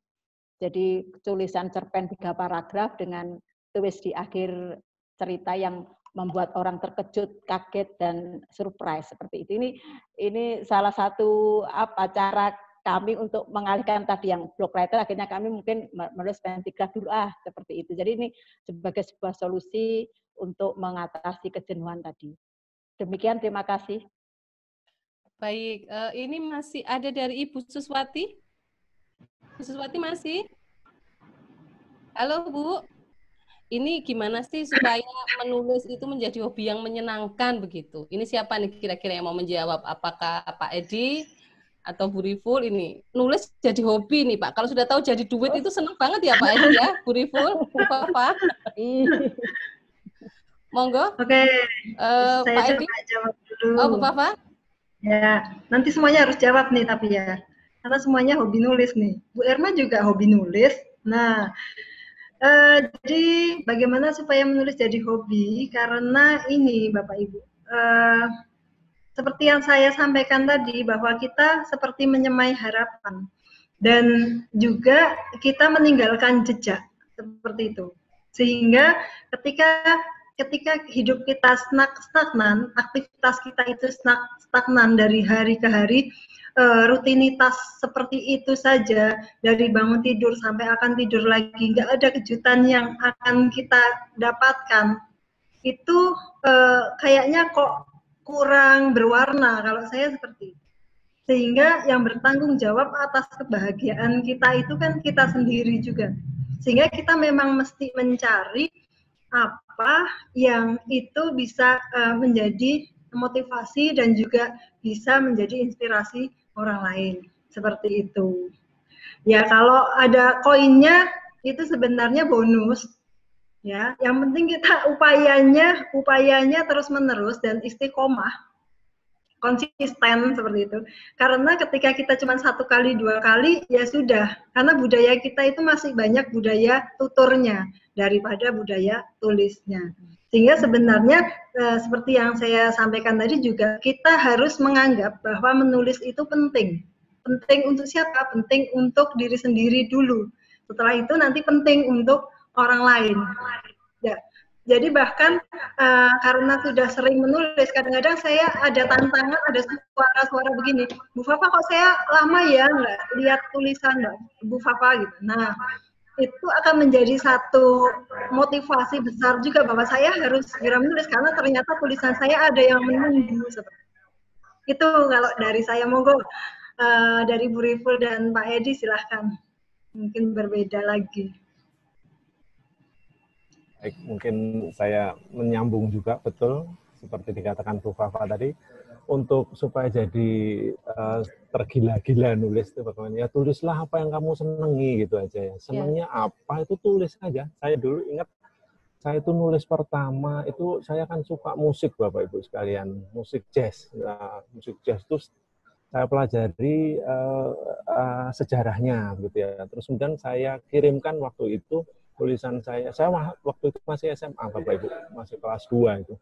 Saya sudah belajar sejarah jazz itu dari perpustakaan saya lihat. Kemudian saya kirimkan ke, dulu ada radio, sekarang masih ada, Jeronimo. Itu jam 11 malam itu ada acara musik ya, sejarah musik oleh Pak Sabto almarhum, Sabto Raharjo. Nah, tulisan-tulisan saya itu dibacakan di situ. Wah, padahal saya anak SMA waktu dia nggak tahu bahwa saya itu anak masih kecil gitu. Tapi saya sudah riset. Nah, kalau riset itu passionnya karena kita suka gitu, kita suka. Jadi Bapak Ibu tulislah apa yang Bapak Ibu sukai aja. Misalnya Bapak Ibu suka mengumpulkan resep-resep makanan, kumpulkan saja situ, bisa siapa tahu bisa jadi 1000 resep masakan misalnya seperti itu. Nanti diadopsi dengan Bapak Ibu, membuat sendiri, difoto sendiri. Nah itu. Jadi tulislah sesuai apa yang Anda senangi. Nah itu akan menjadi passion yang enggak pernah akan habis begitu Bapak Ibu sekalian. Itu yang saya alami sih. Mungkin ada penulis lain yang beda dengan saya, tapi kalau saya, iya, yang disukai apa, itu Bapak Ibu geluti aja. Jangan yang tidak disukai. Kalau tidak disukai biasanya harus dipaksa, tapi lama-lama ya bisa juga menjadi kebiasaan karena dipaksa. Gitu Bapak Ibu. Mungkin Bu Riful punya pengalaman. Terima kasih. Kalau saya agar menulis sebagai hobi ya, kalau ini ketika kita menulis, kemudian orang lain segera merespon tulisan kita, itu ada suatu yang menyenangkan kita. Nah, ini caranya ya kita bermedia sosial kalau saya. Jadi di Facebook itu salah satu cara kita agar kita bersemangat menulis, karena apa yang kita tulis itu segera mendapatkan respon. Biasanya kita akan akhirnya senang seperti itu Bapak Ibu. Jadi terus terang saya banyak mendapatkan, justru saya malah mendapatkan ide itu dari teman-teman pembaca. Misalnya, Bu Riful, tolong ditulis tentang hal ini. Nah, seperti itu. Jadi ini karena saya menulis di media sosial, ternyata ada positifnya. Dan itu membuat saya bersemangat. Sehingga saya akhirnya ketagihan menulis, Bapak Ibu. Yaitu tadi juga dengan tantangan menulis, seperti itu. Jadi kita seperti mengkondisikan diri kita untuk disiplin menulis. Demikian Bapak Ibu, semoga bermanfaat. Hai Bu Erma.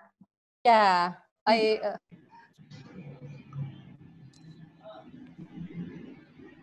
untuk ini ada masih nih Pak dari Ibu Dia. Bu Dia Winarti masih? Masih. Halo Bu. Halo, Assalamualaikum. Waalaikumsalam. Mau bertanya kepada siapa Bu Dia? Bu Dia dari mana? Saya dari Bogor, Mbak En. Halo Bu. Saya dari Bogor, Mbak Erma. Iya. Dari SMK 3 Bogor. Oh, dari Bogor. Silakan Ibu. Langsung bertanya kepada 3 narasumber ini, Ibu sebagai penanya yang terakhir. Barangkali gitu ya? Nanti dapat buku ini dari Pak Edi ya, Bu ya. Alhamdulillah, baik, terima kasih. Silakan. Saya yang mendengar semuanya, aduh senang banget ya. Memang saya dari dulu suka menulis, tapi belum pernah saya sampaikan ke media ya.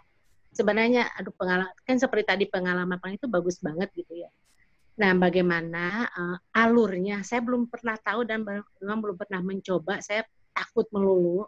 Saya ingin tahu alurnya seperti apa sih dan bagaimana biar tulisan kita ini nyampe ke media gitu.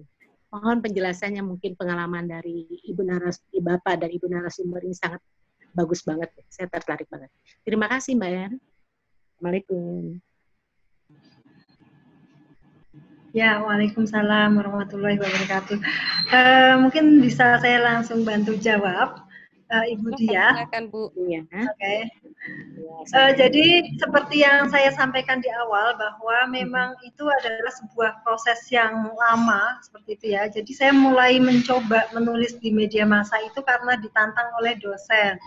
Siapa yang bisa nembus media massa, saya kasih nilai A di mata kuliah saya. Itu Bu, itu tahun 2012. Habis itu untuk tiba-tiba langsung ke opini itu berat sekali. Dan kayaknya istilahnya apa ya, mungkin iya, cuman kita belum tahu petanya dan saya juga belum pernah ikut pelatihan, saya benar-benar otodidak seperti itu. Akhirnya cobalah Ibu cari di kota Ibu itu koran-koran lokal yang itu pangsa pasarnya tidak begitu atau oplahnya tidak begitu tinggi. Kemudian coba cari tahu di situ ada kolom khusus untuk guru enggak. Saya kira di Jawa Barat itu ada koran namanya Suara Pembaruan, itu koran nasional, termasuk nasional gitu ya. Itu ada kolom guru, Republika itu juga ada kolom guru. Ya. Tapi Ibu jangan terbatas di Jawa Barat saja. Misalnya Ibu punya ide, Ibu bisa kirim. Jadi saya kalau punya tulisan, isunya masih ada, terus ditolak gitu ya. Saya udah yakin itu nggak dimuat di Kompas atau di Republika, maka saya akan lempar ke koran lain yang itu mungkin oplahnya lebih rendah. Contohnya, ini bukan saya membanding-bandingkan atau apa ya, tapi memang untuk persaingannya itu tidak seketat yang di koran nasional gitu. Saya kirim di Medan, saya kirim di koran NTT, saya kirim di, jadi tetap tulisan kita akan bermanfaat dan akan dipublish di sana. Persaingannya tidak seberat ketika kita mencoba di koran-koran yang ada di Jawa, apalagi itu koran nasional seperti itu. Sehingga itu salah satu strategi. Kalau di semua itu nggak dimuat juga, isunya juga sudah habis. Ini tadi saya ada di notifikasi. Teman, Bu, sekarang itu tanggal 23, saya dari tadi nyebut besok hari anak tanggal 23 Juli, ternyata sekarang hari anak ya, udah tanggal 23 ya. Ya, itu berarti kan saya udah kehilangan momen. Jadi itu kan baru mau saya kirim, rencananya habis webinar ini saya kirim. Artinya udah telat kan isunya. Nah, itu bisa saya kirimkan. Kalau sudah nggak mungkin dimuat di mana-mana, saya tuliskan di blog saya. Jadi kalau kayaknya saya juga perlu berguru pada Bu Riful nih untuk bisa menangkringkan tulisan-tulisan yang tidak bisa dimuat di media massa itu ke blog Bu Rusiana. Kalau saya punya blog pribadi itu di arifasurianise@ugm. ugm.id gitu. Jadi di situ semua tulisan yang sudah dimuat ataupun belum dimuat itu saya tulis di situ. Sehingga semuanya ada manfaatnya dan berani untuk dibaca orang lain. Jadi jangan takut untuk berani dibaca orang lain. Ya, gitu Bu. Monggo mungkin ada yang menambahkan. Bu Erma. Halo, ya. Mungkin dari Pak Edi ada masukan, Pak? Saran, ini kan menulis buku ini terutama Pak, biasanya yang memang kadang dibutuhkan ini motivasinya. Untuk yang terakhir Pak Edi, dipersilahkan. Ya, kalau memang alurnya bagaimana tadi ya, memang betul Bu Fafa tadi yang sudah terjawab juga. Di buku juga sama juga Bapak Ibu sekalian, kalau di buku memang ada penerbit skala lokal, skala medium, skala nasional. Nah, itu Bapak Ibu memang bisa bermula dari pelan-pelan dari yang skala lokal dahulu. Itu paling penting supaya apa? Supaya Bapak Ibu belajar juga. Oh, visi misinya di sini, terus kemudian supaya tampil dulu, itu yang paling penting. Makanya tadi blog itu penting supaya apa? Kita supaya bangga dulu dengan tulisan kita. Kalau sudah bangga dengan tulisan, kita nanti akan tergila-gila dengan menulis itu, Bapak Ibu.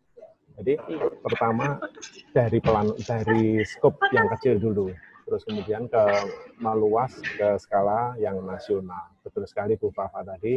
Saya dulu juga nulisnya pasti dari majalah-majalah yang kecil dulu. Waktu itu saya suka nulis artikel kecil-kecil itu ya, itu supaya apa, membangkitkan semangat kita. Jangan sampai ditolak terus kemudian kita patah semangat nggak nulis lagi. Kita coba trik-trik dari pelan-pelan dulu, terus kemudian akselerasinya diperkuat, dipercepat lagi, berkembang ke ke media nasional. Begitu mungkin yang bisa saya ungkapkan dari pengalaman. Itu saya Bu Erma, mungkin Bu Riful punya pendapat juga. Silakan Bu Riful. Monggo Bu Riful, silakan untuk ya waktu kita tinggal 10 menit terakhir Bu Riful, boleh sambil ditutup nanti ya. Iya, terima kasih. Sama sebenarnya saya dengan Bu Fafa dan Pak Edi, yaitu dari hal yang kecil dulu yang kita bisa, yang terjangkau dulu, baru kemudian kita menembus ke media yang lebih luas.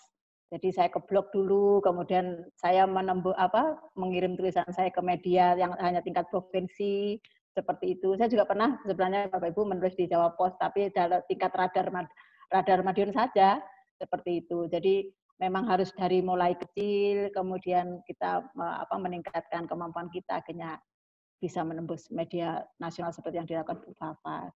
Seperti itu, terima kasih. Bu Erma. Baik, terima kasih. Wah, keren-keren. Ini koneksi internet saya agak trouble. Bisa terdengar, Ibu Bu Riful? Bisa, Bu Fafa? Bisa. Oke, baik. Bapak Ibu sekalian, ini video saya matikan supaya lebih ringan. Senang sekali saya bisa menemani Bapak dan Ibu untuk sharing dengan para pembicara hebat kita kali ini. Semoga ilmunya bermanfaat. Sekali lagi saya ingatkan Bapak Ibu, memang apabila ingin untuk lebih lanjut mengcoachingkan karya atau masih nggak pede ini dengan karyanya, boleh bertemu dengan kami di tanggal 25 Juli pada acara coaching klinik, juga difasilitasi oleh Andi Offset. Bapak Ibu bisa mengirimkan naskahnya, nanti akan ada link yang akan di-share ke Bapak Ibu semuanya, dan silahkan bergabung. Sekali lagi kita ucapkan terima kasih kepada sponsor utama, kepada PT Andi Offset, kemudian Ketika Tajuk Jakarta, GEG, Science Hunter Indonesia, dan juga Jurnal Ide Guru dan ADGBI Yogyakarta. Terima kasih Bapak Ibu, tetap jaga kesehatan, jaga jarak, dan jangan lupa gunakan masker.